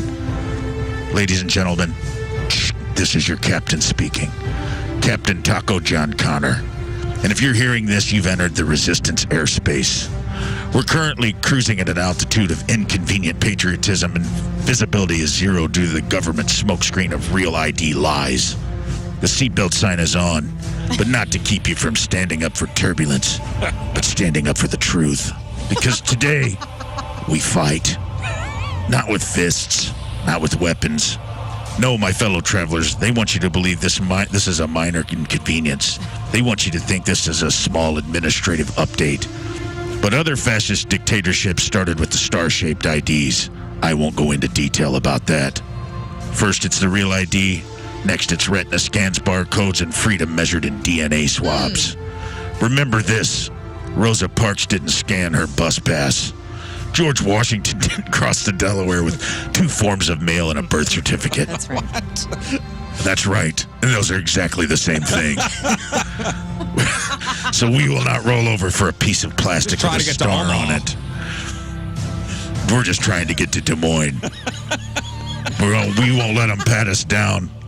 Let them swab our hands, search our bags, and question why we packed 6 pairs of granny panties. We are the unscannable, the unverified, the unrelenting. Not to comply, but to clench our sphincters as we walk shoeless through the metal detectors of tyranny, because today is the day we say no to laminated oppression. No to star-stamped subjugation. No to ID so real it makes your birth certificate look like fan fiction. I once knew a man, strong, resolute, little petty. His name was Rafe Williams. Not my father, not by blood, but by ideology. He said, they can take my shoes, they can take my belt, but they'll never take my freedom. I think he got that from a movie. But I'm here to tell you that my mentor, my hero, Rafe Williams, not my actual father, but more like a metaphorical post-9/11 security dad. He warned us all. He said TSA would go too far. That the day would come they'd call a man a terrorist because his birthday didn't match his electric bill from 2004. They all laughed at him. They said, just get a real ID, Rafe. You're being an a-hole about this. He said, too bad. Real freedom doesn't come with holographic overlays and biometric barcodes, baby. And now as we watch this paper-pushing apocalypse unfold, we rise in his name. The government is bluffing. Don't get your real IDs. This is Taco John Connor. Repeat, do not get your real IDs. They've extended deadlines on this more than George R.R. Martin keeps pushing back the release date of the last Game of Thrones books. They don't want IDs. They want control. They want to break us. But we won't bend to the tyranny of holograms and secondary photocopies. We call forth every rebel carrying a Social Security card that has survived a house fire. And we march single file through the security line of destiny. Clear eyes, full hearts, belts on, laptops in bags, and over 3.4 ounces of whoop ass. First they came for our passports, then our Costco cards. And then the brave few who refused to play, the real ID holdouts. Today, we take back the skies, not with real IDs, but with real guts. This is your final boarding call. Don't pre-check your freedom. Now boarding liberty. Prepare your final descent into justice. This is Taco John Connor signing off Flight 1776, now arriving at Gate Independence. Oh, my gosh. Wow. Whoa. I'm so grateful you Oh, had my that tape gosh. recorder. Me too. I thought it was a little long. I thought he went a little long, to be honest with you, but. I got a feeling there's a real ID rebel yell. It is something like, What? Hey, you know what? Yeah, could be. Has anybody thought of this? These whole, the whole real ID thing is supposed to, is a post 9/11 thing. Mm-hmm. Maybe they're weapons. What? What? Say what? Maybe these real IDs are weapons of some kind. Like little throwing stars? Either that or there's something about them that will be activated Yeah, it's like when the necessary. same amount of microplastics in our brain, right? Well, there's IED. I don't know. Cut somebody with that. I don't know. They're weapons, huh? Yeah, I don't know. IEDs. And What? we're all armed. Chop up lines on the trade table? I don't know, Rafe. I'm not in charge. I will never know because I'll never have one. I'm just glad the truth came in from the future before everybody bought into this scam. So don't get your real IDs. You heard it here first from Taco John Connor in the year 2047. Now get your real ID. So Do you not don't do cause it. lines Do not do it. at the airport. Let's Do have- not listen to the let's stormtrooper, have 2 lines. whatever, Palpatine. Well, I'm cruising through on pre-check. Yeah. Good luck. Excuse me. Darth Maul. Yeah, there's going to be some cavity searches. There's going to have to be somebody to hold the front lines. There's going to be a lot of cavity searches. It'll be short and sweet, and they'll be forever remembered as the blockbuster video sleeper cells. What? Next up, Lern's taste buds taken too soon by long COVID. Yeah. Today, we have to briefly mourn the tragic loss of Lern's ability to distinguish greatness. A woman once known for her refined taste, now betrayed by a lingering case of long COVID so severe that she confused delicious Lee's legendary chicken strips with the soggy doo-doo sponges being served at Raising Cane's Chicken. Yet again. Yeah, well, Go to the dare doctor. you. For once your hypochondria is real, you have no taste. Bye-bye. Yeah, I had my first Lee's chicken strip this week, and Same. you had never had one either? No, I had not. Whoa. You live across the street from a Lee's. I know. It's offensive. You both live very near a Lee's. She lives within, like, a throwing a stone No, she distance. does. I can smell Lee's in my living room. That's true. Wow. It's upsetting. And you'd rather go to Raising Cane's? I can also smell Cane's You from fools. my living room. Fool! It's the whole chicken side of that street. I had to Dallasville. get in my car. She could walk. You fool. I always have to be within walking distance of chicken fingers. You That's how I shamed plan me. where I'm going to live. Well, next up, the name Rafe Scott. Oh, yeah. Lost in a shriek and a cloud of pink smoke. Today, we say goodbye to the strong, chiseled, deeply masculine baby name, Rafe Scott. Rafe Scott. A name that sounded like it did push-ups in the womb and drank black coffee through the umbilical cord. We had dreams for you, Rafe Scott. You were going to bench press your way out of the delivery room and demand a pork steak in the NICU. We imagined you in aviators before you even had teeth, shirtless at a T-ball game, drinking a stag tall boy screaming, "Let's go, boys!" Even if you weren't playing, but then poof. Just like that, Rafe Scott became a ghost of a man who never was. Replaced by a tiny queen, Lauren Moon, who's probably going to run the world with much-needed feminine energy. We didn't just lose a name, we lost a linebacker. We lost a 2-time divorced boat dealer. We lost a guy who can mud and tape drywall with the best of them. So, rest easy, little Rafe Scott. Who never existed. He never existed. And this is because of our Gender reveal. gender reveal, reveal yeah. yesterday. Yes, it was wonderful. Talk of the town, actually. Somebody said we need to submit that for an award. Oh, yeah. Flag I that. feel like we've already won the award. Flag that, Scott. Okay. You and I have definitely won the award. For the sure. gender reveal? Yeah. Yeah, for the gender reveal. Maybe we should. Well, I'm a little sad. I took it a little hard because, quite frankly, don't know how many people are actually going to name their baby after me, and I thought I had a really good chance. So, but it's fine. I'm happy for you too, and let's move on. Bye-bye. Calm down. Who even cares about Rafe Scott? Anybody? Not me. Who There will be cares? more babies. People are like, slipping up all the time. It'll be fine. Some other idiot will name their kid Rafe. Don't worry. Yeah, somebody fire in the hole. Rizz, Team Rizz. Rafe Scott's more of an unplanned pregnancy name. You know what I'm saying? That's actually a very good point. It's a little girl that wanted to be, that was planned. Yeah, it's actually an irrefutable point. Rafe you. Scott is definitely like a spring break accident. Uh-oh. Finally, we got a new pope, guys, so we got to say goodbye to the old papacy and a grand welcome to Pope Leo XIV, America's first pontiff. Woo-hoo! The dark horse won, guys. Today, we bid farewell to the age-old tradition of European pontiffs and usher in a new era with the election of Pope Leo XIV, or XIV, if you will, formerly Cardinal Robert Francis, Prevost of Chicago, the greatest city on the planet, the first American to ascend to the papacy. Gone are the days of modesty and solemnity. In true American fashion, Pope Leo XIV's inauguration is nothing short of a spectacle. The Vatican Square will be transformed into a scene reminiscent of a Super Bowl halftime show. Fireworks, marching bands, flyover from the Blue Angels. It's going to be tight. 2 bald eagles, slow motion, flying across St. Peter's Square, trailing a banner that read, "Back-to-back World War champs." What? It's a Chicago Bulls music. Catholics. Let's let it roll. Merch booths are opening. Blessed fanny packs, glow-in-the-dark rosaries, limited edition Pope mode activated Crocs. Oh, I already saw the Pope. That's cool because of the Chicago. It's cool. I also hope that because the Pope is now American, that we will finally understand what is in those archives underneath. And we will capitalize on doing tours in the 53 miles below the Vatican. Okay. Trademark. Well, the fact that he's from Chicago isn't lost on his inauguration, guys, because the Holiness made his grand entrance, not in a traditional Pope mobile, but in a custom-made bulletproof Cadillac Eldorado, affectionately dubbed the Popalac. Trademark. Complete with blessed furry dice in the rearview mirror and papal truck nuts. That's right. What? Guys, he even flew in the 1986 Chicago Bears. Holy cow. Into the Vatican to do a revamped, remixed version of the famous song, the Chicago Bears Super Bowl Shuffle. Whoa.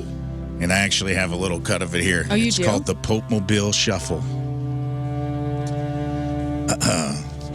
DJ, drop the verse.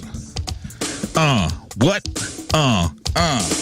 We are the Conclave Shuffling Crew. Light and white smoke just to bring him to you. We're so blessed, we know we're good. Spreading the word like a pontiff should. No, we're not here to sin nor stumble. We just came for the papal bubble. Old Pope checked out and said, "Peace be with you." Now it's Leo XIV. It's American scripture.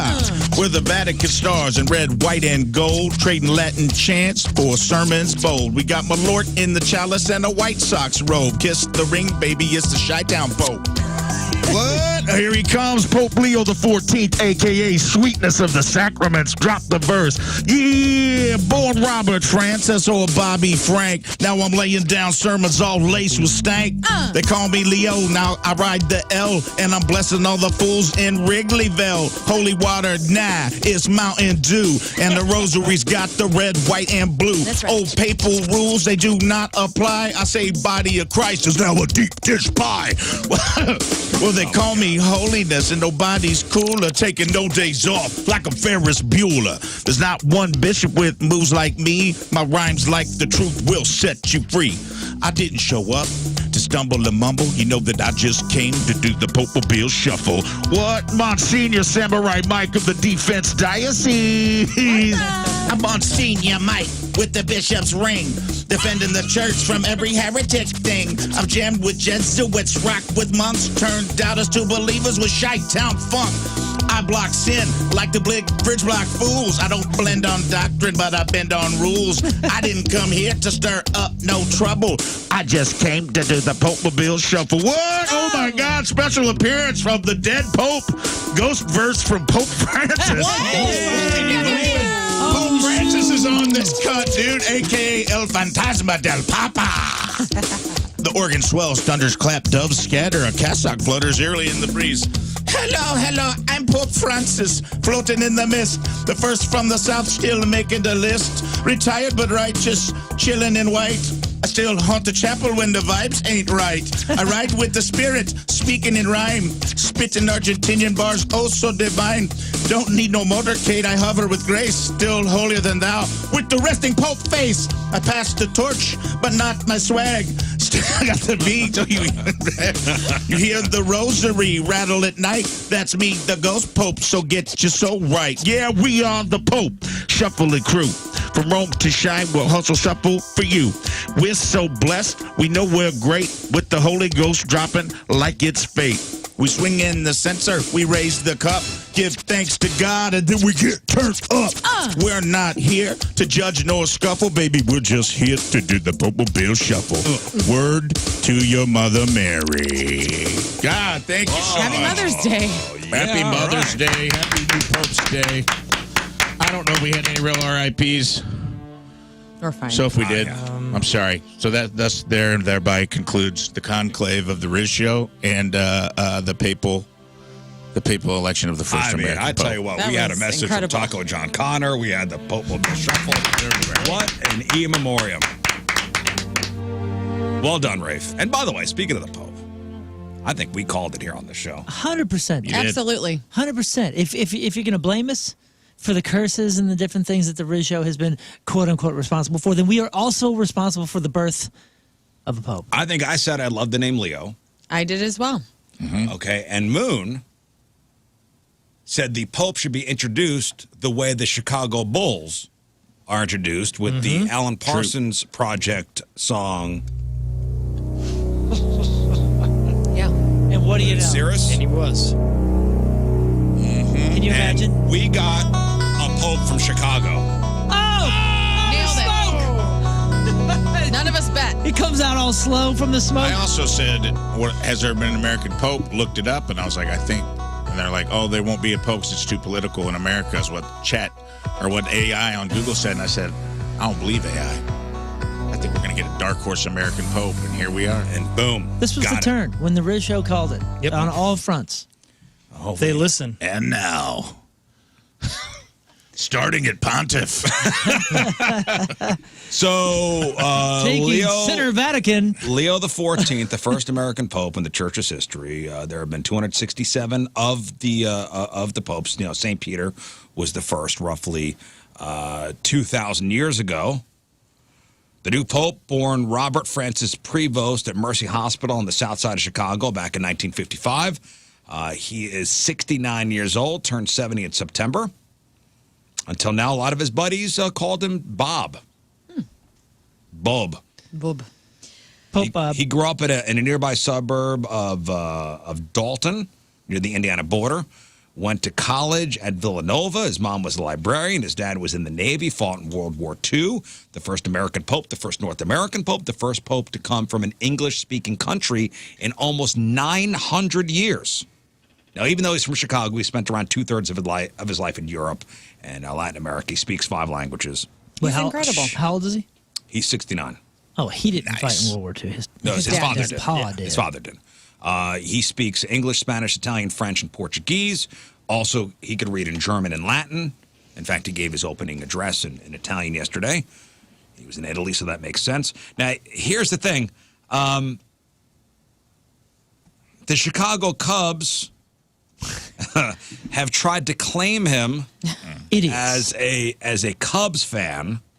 Because, of course, if you're from Chicago, is he a Cubs fan or is he a Sox fan? Right. So the Cubs are like, no, of course the Pope is a Cubs fan. Yeah. Well, his brother, John, he says otherwise. Here's the Pope's, this is legit, the Pope's brother, John, talking about Baseball. Pope Leo. Is he a Cubs fan or is he a White Sox fan? He was always a Sox fan. Our mother was a Cubs fan. I don't know, maybe that clued in there. And our dad was a Cardinals fan. So I don't know where Cardinals. that all came from. Okay, so Cardinals. he was a Sox fan. His mom was a Cubs fan. Dad was a Cardinal fan. In fact, the Pope, I believe, his first job as a priest was here in St. Louis. Get out of here. That's amazing. That's what I've heard. That's cool. So we have more claim over him than the Cubs do. Yeah. So get out of here, you Yeah, dork. get out of here. Yeah. Officially, he's a Sox fan because it was in the Pope-mobile show. Yeah, well, that would. And his brother That's got so. gospel. We'll take a break. We'll come back, and we've got some great Friday fail stories. I mean, one involving, and it could go in the fail Hall of Fame. I mean, involving a meth pipe and a raccoon. I mean, can't wait for this. I like it.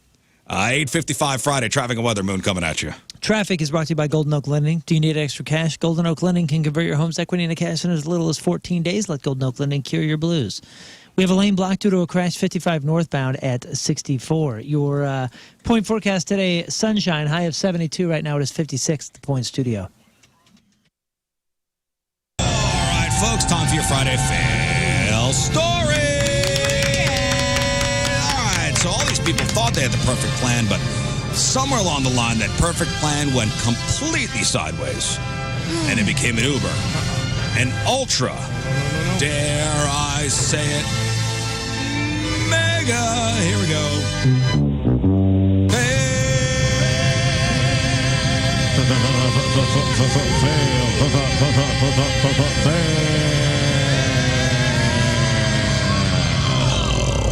Yeah. Fail. All right. Friday Fail Stories are sponsored by... You sounded great, boss. Moritz Royce Jewelry, the official jeweler of the Rizzuto Show. So, just days after Yellowstone National Park opened its gates for the new season, a 47-year-old man from Cape Coral, Florida, managed to become the first Yellowstone fail. Idiot. 2025 on May 4th at around 3:15 p.m. The man got a little too close for comfort to a bison, and the bison made sure he regretted it. Now, ignoring the park's very clear rules to keep at least 25 yards away from large animals, this moron approaches the bison, which immediately gored him. Wow. Yay. Fail. So this is the first bison-related injury at Yellowstone in 2025. For anyone keeping score, there were 2 in 2024 and 1 in 2023. So we got the first one out of the way real quick. An American was impaled on a fence at the Colosseum in Rome last Friday. This, I have not seen the picture of it. I'm sure if you want to seek it out. Is he a Christian? I don't know, Scott, but the 47-year-old victim slipped and fell while climbing a spiked fence trying to get a good photo of the Colosseum. This guy was impaled on the fence for 20 minutes. He was bleeding. He was screaming. Medics had to give him a sedative to rescue him. Damn. They had to give him a sedative to rescue him and free him.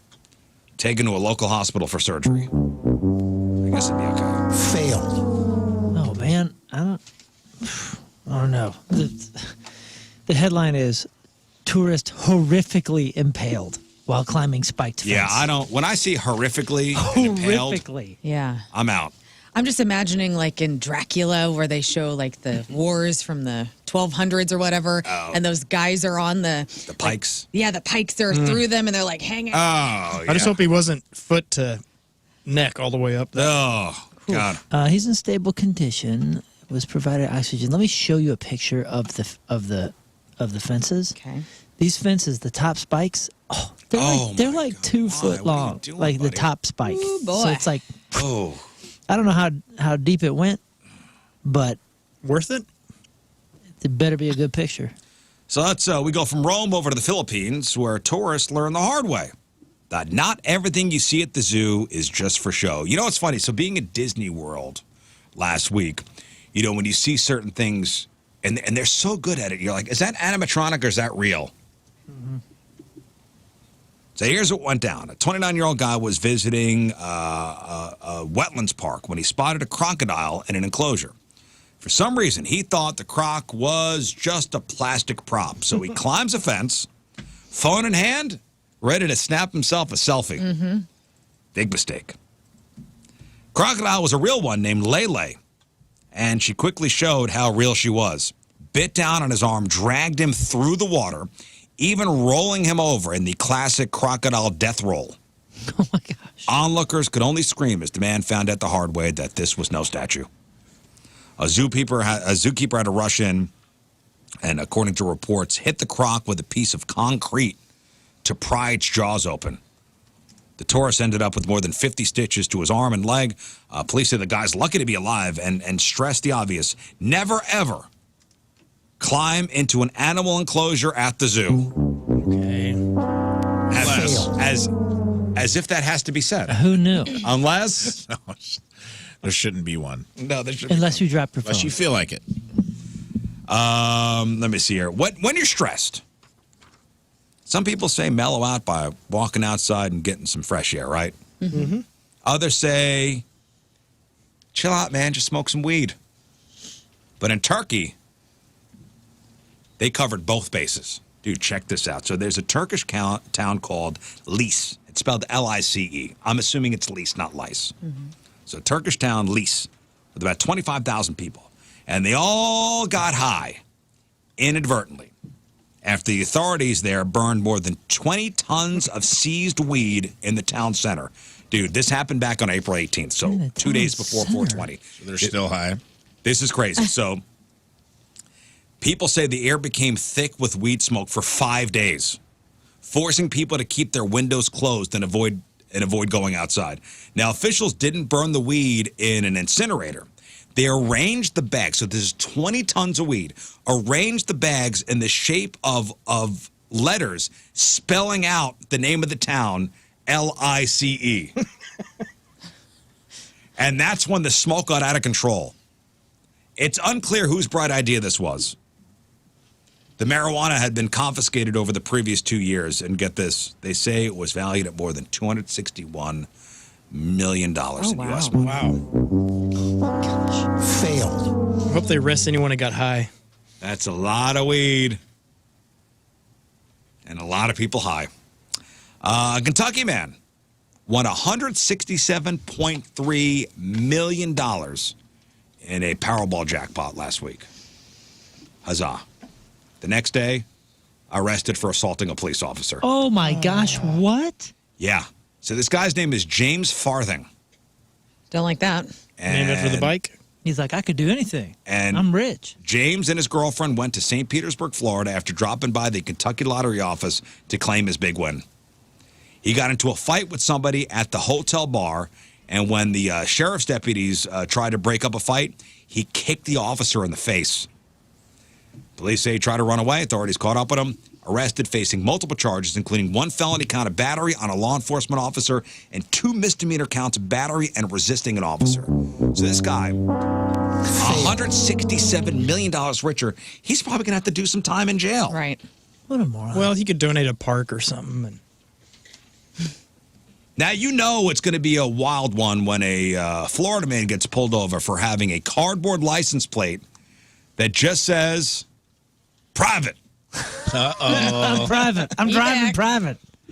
So Walton County deputies say they pulled over a 37-year-old Benjamin Roach after spotting his handcrafted license plate. Come on, it's Benny Roach. Turns out Benny also claimed he didn't have an ID until they found his birth certificate just laying in the car. So a quick search of the vehicle turned up meth, drug paraphernalia, and wait for it, not 1 but 2 pipe bombs. One was made from PVC pipe. The other was a heavily taped cylinder. When asked, Benny admitted both contained gunpowder and even one had a fuse. Bomb squads and federal agents had to be called in to safely disarm the explosives. As for old Benny Bye, racked up a list of charges: making a bomb, possessing explosive, drugs, tampering with evidence, and more, all because this moron had a had a homemade license plate that said private. Benny Roach. Failed. thank you, dummies. BMV. Moron. We've heard of people breaking into cars in the police department's parking lot before, right? Oh, yeah. This even adds to that. So two people in Connecticut were busted for prostitution, and they made it really easy on the cops. They were caught because they were getting it on in a sports car that was blocking the driveway of the police station. And it wasn't in the middle of the night. It was 12:30 in the afternoon. Afternoon delight. Right on. Seriously, a cop tried to pull into the parking lot and couldn't. So they approached and they saw the naughtiness happening inside, told the people to get themselves under control, step outside of the vehicle. 34-year-old guy, 40-year-old woman arrested. In addition to the lewdness, they were hit with DUI, drug charges, and, quote, improper parking. Failed. Two Blue people. balls, probably, I imagine. Two people had to make that decision. Two people. You know where we could do this at? Two cool people. I know a parking lot. Yeah, right here. Right here, Hey, in did front you of see the- Officer Hey, man, Ted. passion. That's a passion. That's a moment of, that's a crime of passion. Yeah. Do you see They his might name? get off. What was his name? Will Ferrell. Oh, I Yeah. not seen that in the story. How about it? All right, a couple more for you. Man, with the Pope just being elected yesterday, this one. This would test any higher power's willingness to forgive. 51-year-old guy walks into an unlocked church in Pennsylvania last month, wanders around the building, looked through the lost and found box, and then approached a pedestal containing holy water and relieved himself inside it. What are we doing? Okay. Blue? What? Or pee-pee? Okay. This is some exorcist stuff going on. The church caught the act on camera, called the police. They were able to identify the man as Jesse Sokol, thanks to his previous booking photos. Jesse's been charged with intentional desecration of a venerated object, which is a second-degree misdemeanor. Come on, Jesse. His rap sheet also includes convictions for theft, criminal trespass, reckless driving, disorderly conduct, and driving without a license. Failed. This one out of St. Clair County, Missouri, where one man's attempt at science landed him in jail. So police say they tried to pull over a guy for a routine traffic stop, and instead of hitting the brakes, he hit the gas and takes off, reaching speeds of up to over 100 miles an hour. The chase didn't just stay on the highway either. He reportedly zipped through intersections, blew past stop signs, and even tried to lose the cops by turning down rural roads. How far away is St. Clair County? That's not very far, Not right? too far, no. Now, after a wild pursuit, officers finally caught up to him, got him out of the car. When they were like, dude, why? Why? He had an explanation. He said he was testing his cousin's theory that if you drive fast enough, you could outrun the police. Ew. Needless to say, the experiment failed, and he was arrested on several charges, including resisting arrest and reckless driving. As for his cousin's theory, officially been debunked. Failed. And finally, here we go. My favorite fail story of the week. Now, when cops have to confirm somebody's arrest report is not a joke, you know it's going to be a good one. So 55-year-old Victoria Vidal, she gets pulled over near Akron, Ohio on Monday for an outstanding warrant. She's also driving on a suspended license. But guys, none of that matters. Because this story is in the news. This stop is in the news. Because one of the passengers in her car was a pet raccoon. And she got busted for drugs after the raccoon pulled out a meth pipe and tried to smoke it. I swear to God, this is the story. The cop couldn't stop laughing, and his chest cam got it all on video. This is actual audio from the stop. The reason I stopped you is you are suspended with a warrant for your arrest. I am? The raccoon has her meth pipe. As what? Oh my God. Her meth pipe. Guess what? He's playing with the meth pipe right now. Oh, there's no way. He's trying to smoke it. All right. That's the cop. There's no way. All right. Enough fun and games. So he You're was going to arresting jail. Victoria when he looked back at the car and saw the raccoon named Chewy sitting in the driver's seat holding the meth pipe up to its mouth.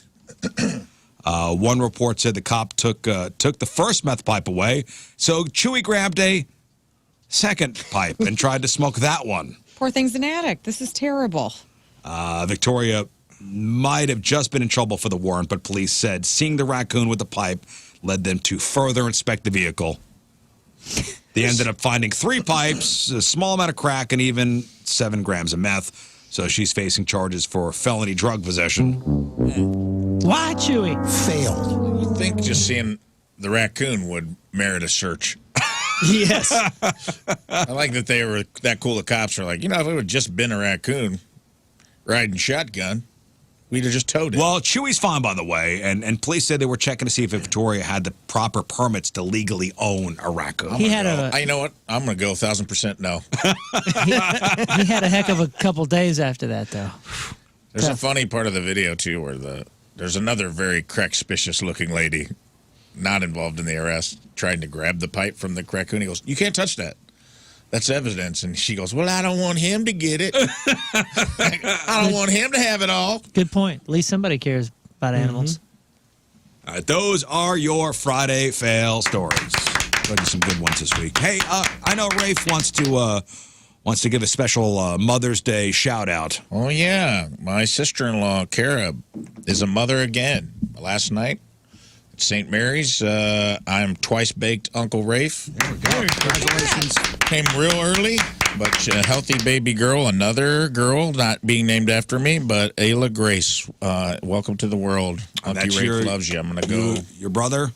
Yeah, my His brother. wife? Yes, she comes up here. She has type 1 diabetes, so she's always a high risk pregnancy. So she always has to come up here, and came a little early, a couple weeks earlier than they wanted. But baby seems to be healthy in the NICU, and mom's doing good. So I'm happy and blessed for that. Well, congratulations. Congrats to the fam. We got a new member on Mother's Day weekend. How about Mother's that? Day weekend? All right. Congratulations. All right, we'll take a break. We'll come back. Moon's got sports for us, and maybe a couple news stories. It's 9:21, and it's Friday. One final look at your traffic and weather, Moon, coming at you. Traffic is brought to you by Golden Oak Lending. Do you need extra cash? Golden Oak Lending can convert your home's equity into cash in as little as 14 days. Let Golden Oak Lending cure your blues. We got a right lane blocked due to a crash, 364 westbound just after St. Peter's Parkway. Your point forecast, sunshine, high of 72. Right now it is 58 at the Point Studio. A couple minutes left. Let's do some news and sports. Oh, yeah. We gonna do some news. And your news being sponsored by Schicker Auto Group, your headquarters for American-made Ford, Chrysler, Dodge, Ram, and Jeep vehicles. Shop local. Visit shopschicker.com. So big news in the world of fast food. I don't know if you guys saw this, but Burger King has just been ordered to face a lawsuit claiming its Whopper isn't as big and juicy as the ads make it seem to be.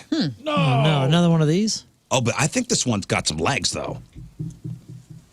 So, a group of 19 customers from 13 different states say Burger King's ads overstate the size of almost everything on the menu, especially the Whopper.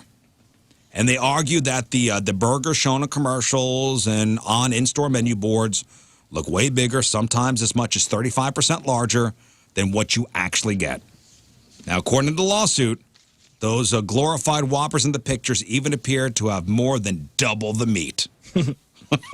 That's right, I said it, double the meat. Now, Burger King admits, like, we have food stylists, that make the burgers for their ads, look their best. But, they say everybody knows that food advertisement is meant to be appetizing, not literal, guys. It's 2025. This is not really what we're serving. Still, a federal judge in Miami says, listen, the claims might go beyond mere exaggeration or, his words, puffery, and is allowing the case to move forward. So this isn't the first time a fast food, place has faced this kind of lawsuit. Similar cases against McDonald's and Wendy's were thrown out. But the judge in this case says the Burger King ads may have crossed the line. So the other fast food places sweating right now? Yeah, this is like a big judge from Wendy's or something, This could set a precedent for all fast food. You come for the king, he best not miss. This could, if they come for the king and beat the king, this could, down the line, be coming for Wendy. Yeah, well, think coming for Ronald. Fast food actually had to take pictures of what they give to you in a wrapped thing, and you open it up, and that's the picture. It just looks so gross and hey, thanks. Smushed. Will you ever see how food stylists work? Oh, it's fascinating. It's fascinating. It's an art, obviously, to make these burgers. And all fast food, even like how they use like glue to make it and use like a syringe to make it look like mayonnaise, or what they use to make the pizza cheese stretch. If you're watching like a Domino's ad or Pizza Hut ad. I got a buddy that does a lot of those ads around here. And it's pretty interesting seeing the behind the scenes. Yeah, it's great. And you could look at this. There's an abundance of videos you could watch. It's fascinating. And I think there really is an art form when it comes to when it comes to food styling. Right. It's a whole industry. Who is like going around? I guess there are people that just go around and look for this though. Like, what can I take to court? Yeah. Because when I see the juicy cheeseburger, I'm probably much like everybody else where you go, that looks appetizing. I'm going to go eat there. And then you don't even care if it looks exactly like what you just saw, because it never does. And I know your sister's a lawyer. Yeah. But there are a lot of lawyers out there that need work. And this is one of those kind of cases where there's an abundance of lawyers with not a lot of things to do. And they're like, yep, we'll take this case. Take it. Hey, let's not besmirch the food lawyer name. I'm not. I'm just saying it is a fact. Remember, I knew a guy whose dad sued White Castle because he couldn't get in and out of the chair. Oh, geez. You know the chairs that are attached to the tables? Yes. You know those chairs that are attached with the iron that just swivel? No. He was so fat he could not get in and out of the White Castle chair, and sued. And this is a man that went to White Castle every day. Not anymore, though. Did he win? He died. Okay. Oh. R.I.P. Massive heart He was attack. stuck that Oh, long? jeez. His White Castle playing the long game Yeah. on that lawsuit. So that's going on in the world of fast I food. mean, where do you go where it looks like it? Even like sit-down restaurants, you know? Like, you're not getting... It never looks exactly like You know it what looks I've on the noticed? menu. I've noticed some places now, maybe you've noticed this too. If they have pictures on the menu, they'll have in small print, this is a representation of what you will get. Oh, right, Yeah. right. You ever go to a place that's got the real pics, though? Yeah, it was Like a You're Chinese restaurant? Yeah, like a Chinese restaurant. Yeah, where they just put the real pictures on and you're just like, I love it. Yeah, No, it's one of the few times you order something that doesn't have a picture. Like when you just read the description, you're like, this is the only thing that doesn't have a picture. I guess this is the most appetizing thing on here. But at actually Chinese food restaurants I've seen, been to this a couple. one place I go, it says this is not what you're going to get. Wow. Oh, that's nice. This is just a for representation. funsies. This is kind of like around what you're going to get. right. And I've been to a couple like American Fare diners where they just took a picture of a Frisco melt just that Bob put together in the back and like no lighting, fluorescent lighting. It looks gross. It Yeah, looks you gray. just- yeah, Lifeless. Yeah, Gray meat. and that's not good. There's like there's shadows in the picture. Yeah. Because wouldn't you be more grossed out if the burger did look absolutely perfect every time? No. No? So I mean, I'd be into that, too. Because, I mean, if you go to a restaurant and it's the exact same thing, you know it's not probably getting freshly made. Well, here's the thing that bought him so much time, and it's been a long time since I've had this, but a McDonald's cheeseburger. Remember, I don't know if they still have this. Remember when you could get like two cheeseburgers, a two cheeseburger meal for like Number two. Yeah, it's $3? number two meal. Oh, that's number two.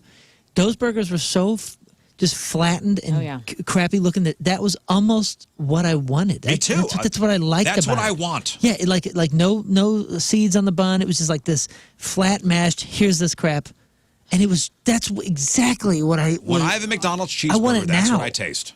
Yeah, exactly. Flattened, like weird bun. Diced I want onion. that. The diced onion. Yeah, and you got so used to it that you're like, that is what I'm here for. Peeling it off of the paper. It's already. Little corner of American cheese stuck to the yeah, paper. I don't love have- cheese on a wax paper, dude. That's the best. I don't have to squash it. They already did it for me. It's like, boop, ready to go. If Yeah. you wanted to, you could put them on top of each other and eat it like a normal fine. burger. Golly. All right, that's your news. Here's sports. What do you got? Sports brought to you by DraftKings at Casino Queen. Play, stay, and dine. Visit DraftKings at CasinoQueen.com for special promotions. Blues season is over as a team, but not necessarily for some of the players. Goaltender Jordan Bennington and captain Braden Shen are headed to Europe for the World Hockey Championships, which begin Friday. Bennington and Shen will represent Canada in the World Hockey Championships. Two other Blues, Texier from France and Dvorsky from Slovakia, will represent their homelands. Dvorsky. This will be the second time this year Bennington has represented Canada in an international event, having started every game for them in the Four Nations face-off. He's also in goal for Canada in the 2024 World Championships, going 6-2-0 in 8 games as Canada dropped the bronze medal game to to Sweden. For Shen, it's his first action with Canada since 2017 World Championships and his 8th overall. Ex-Blue Ryan O'Reilly is also on the Canada roster. St. Louis and Clayton Keller is selected for the U.S. team for the 3rd time and was named the team's captain. How cool is that? St. Louis City SC, I mentioned this yesterday, will host powerhouse English Premier League team Aston Villa Football Club Wednesday, July 30th at 7:30 at Energizer Park, marking the club's first international friendly since Bayer Leverkusen played City 2 in front of a sold-out crowd in the stadium's inaugural match in 2022. And that'll sell out, right? That I can't imagine that not. Yeah. Oh, yeah. Selling out. That's very exciting. And Topps, so all this Pope talk. Topps now releasing a limited edition trading card celebrating Pope Leo the 14th. The XIV, the first American-born pontiff. The card captures Pope Leo the 14th's greeting the faithful from the balcony of St. Peter's Basilica. In a Cubs hat. Wrong. Nope. It's available May 11th, 2025 on the Topps website. An estimated 150,000 people gathered in St. Peter's Square to witness this first public appearance, marking a significant moment as the church welcomed its first American-born pope. Here's the picture of the card. I mean, he's got his hands up. Looks like he's, riding the mine train or something at Six Flags. Cute. It's kind of a nice photo. I know a lot of guys that are into trading cards right now. Trading cards are huge. So I'm wondering if Pope Leo's trading card will be... Are they back to being like a thing? It's back. It's back, for sure. Also make them even more popular. I know they have these like really rare ones now where they have a piece of the uniform. Oh, the patches? In the cards that are like 101s. And yeah, the Skeen one was a big The Skeen one, yeah, that was... Dude, cards are back. It's huge. Like, this is a big thing. I don't know if this particular card's going to be a big thing, but it is big news. I'm Moon, and that's your sports, because doing the bull dance, feeling the flow, working it. Thank you. All right, we landed the plane, guys. That's it. Next stop, the weekend. Whoa. We're there. We're there. Hey, tomorrow, see you guys at the City Winery for the special Mother's Day brunch. Tickets are still available. King Scott's getting ready to serenade all the mamas out there. Dude, I can't wait to yodel for you all. Yep, awesome. It's gonna be a big day. Yeah. Play some games, too, right? Play some games, give away some prizes. Be fun. Get the Riesling wine. And we can see if maybe you're certified MILF material, because I just got an email from a PSA or a press release that says, hey, just in time for Mother's Day, Camp Soda is relaunching its viral AI-powered MILF meter, a cheeky tool. Nice. that uses machine learning to determine if somebody is an undeniable MILF. Scott is the MILF meter. I am definitely that. All you MILFs out there, come on out. Come City on out. Winery I'm the MILF tomorrow. pleaser. Oh, dear mother. 1057thepoint.com for all the details. If you missed anything on the program today, including our buddy Yakov Smeirnoff, please see him at Funny Bone Westport this weekend. Clip of the day brought to you by Michael's Flooring. Also, the podcast brought to you by Dobbs Tire and Auto Centers.